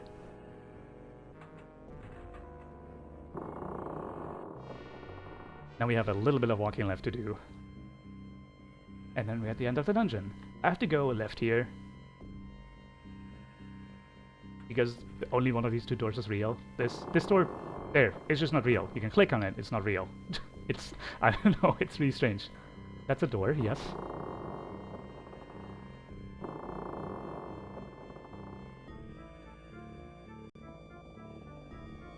One last encounter sometimes? Not today. And here you go. Get this big statue. Okay, before I save, let me adjust combat positions, because I gotta get ready for the hardest fight in the entire video game. I feel ready now.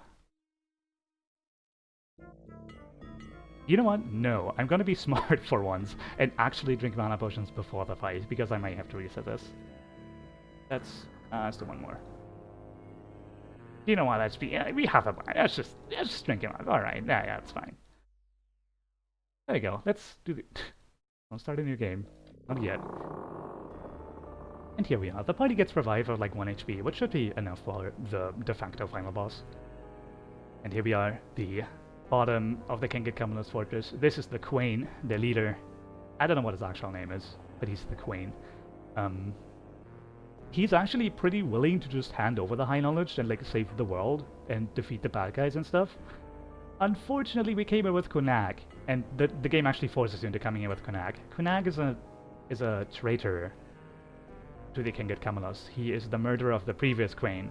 However, he actually did so on this guy's orders, so he came here to get revenge without telling us, and we are dragged into this battle against Camelot himself. We're gonna advance the party to get right up in his grill. And his thorn snare him. Then we're going to finally use our gun. We've had this for the last hour and a half. We shoot some more fireballs, and now I hope... Okay, we did it. We won the fight. So... GG.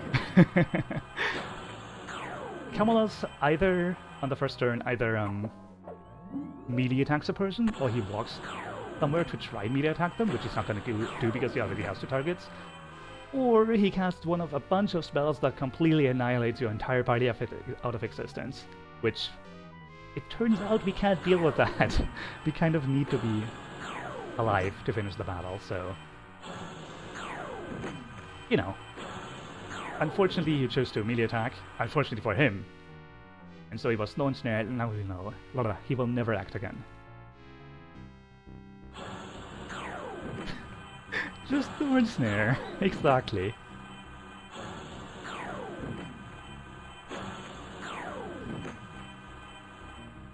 It's worth noting, even with the Sira wearing the speed amulet, which gives them like a very, very strong boost to speed, Sira is still slower than Camelot.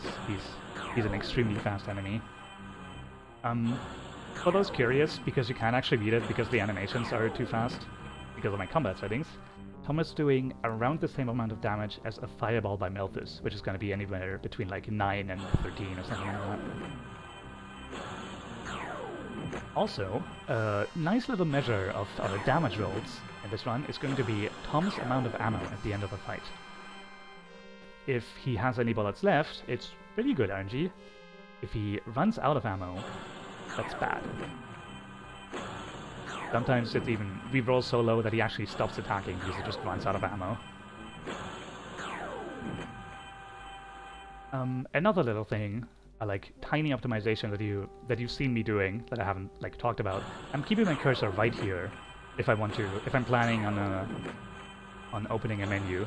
That's because in order to use a hotkey to open an inventory, in this case F2 to open jurors because he's the second party member, your cursor has to be physically in the combat screen. If it's outside of the combat screen, like over here or something, or you're messing around, it just doesn't work. Oh, he's dead. Look at that. Get some levels here, completely irrelevant. We take the high knowledge, and we did it. The man's absolutely dead. A moment of silence here. They're very astonished. Now we make a bit of a deal here, because we kind of just killed their god, so they're really interested in getting revenge, but we're kind of just strangers that just walked in here, so they're gonna let us leave with the high knowledge, and in return, nobody mentions the truth of today. We're also gonna have Kunag leave the party, just because it's fun this party member to manage. To Harriet. And now we're on our way. Continue. Item, that thing. Enter the cave, and let's go forward. I'm gonna head on back to the Isle of Peace. There it is. We have both pieces of knowledge now, the metalworking knowledge and the high knowledge. So finally, we can forge our magical seed here. The lads get together, stand in a big circle. And there it is, the seed of Animebona. Thanks be to you, Animebona. And our final task is, of course, to get the seed to the Toronto and stop them from mining the planet dry. We could bring Joe, but we're not gonna. Also, very important, it's not just any old seed, it's the seed! In all caps. Very important.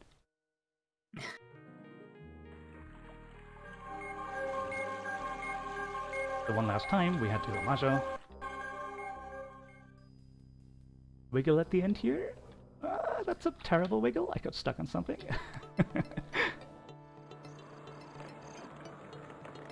Sorry for intruding your religion by killing your god. Yeah. It's unfortunate. You know, it happens. Sometimes you gotta forgive and forget.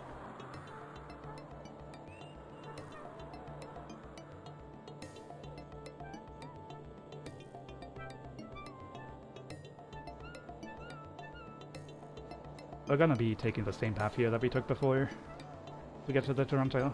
Get around these mountains, down south of the mountain range, into the secret path right here.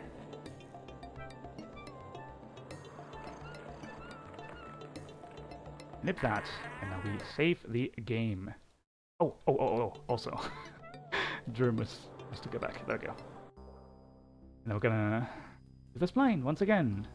As before, I'm going to be looking out for encounters right in front of me. There's one that was slightly to my right, so I know where I was shifted. And I know I can just back out, go left, around. Looking for walls. Okay, we're about halfway through. This is the second encounter. This is the group of enemies. So I know I'm pretty much done. I just need to go left here, and then I can most likely squeeze by the last encounter. Ooh, I got stuck on it for a while. Okay, still worked out.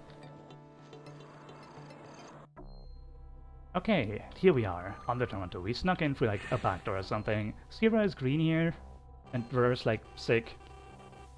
I don't know why, they're just discolored. This is a non-stealth segment, where we just walk like normal, and Tom keeps talking about how stealthy we're being.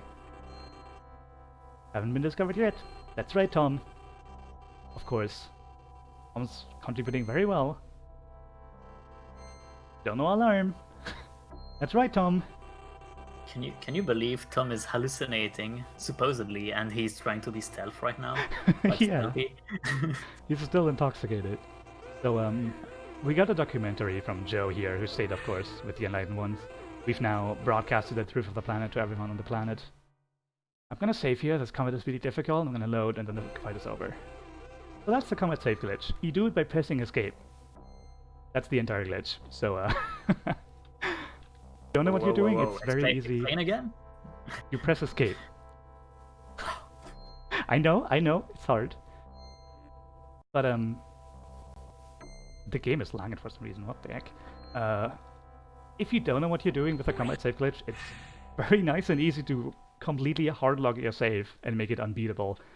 So we use it sparingly. Here's Roombas. Roombas are evil now, because of course the Toronto people are evil. They're also very slow, so I don't kill the party to them. Instead, we have a good old friend here, a wall of laser. And you know the drill. Jur has 85 luck. Yo, Harriet dodge. That's nice. That's a 15%.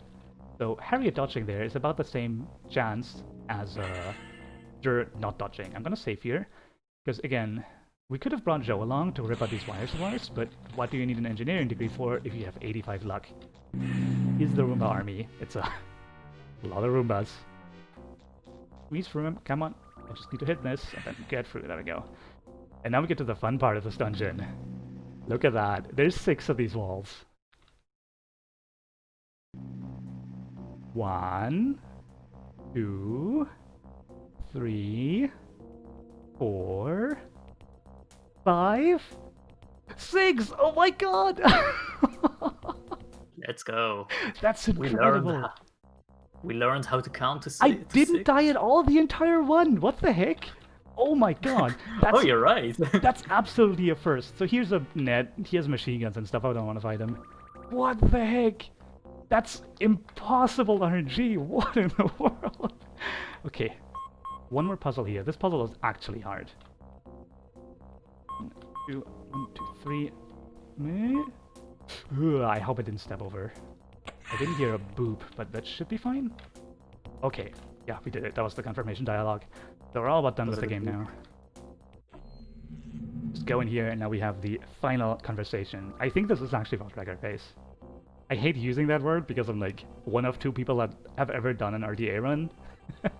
Okay, top text, big text, big text, big text, big text, only text. We did it. Okay. GG. That's all the execution part of the run done. The rest is like about 2 minutes of cutscenes.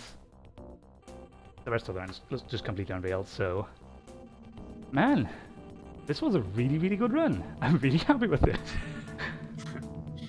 We're approaching now the core of the Toronto. Here's the true AI housing. And it has a super mega ultra def laser.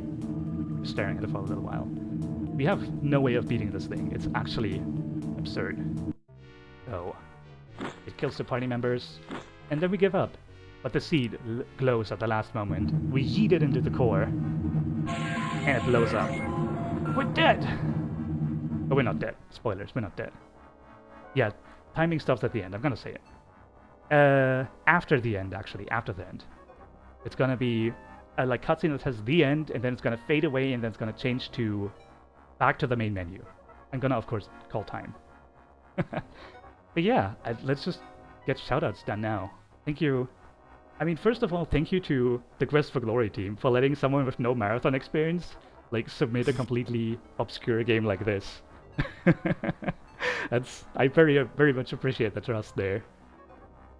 Other than that, like thanks for everyone that supported really over this last month. Has been a lot of fun grinding this game.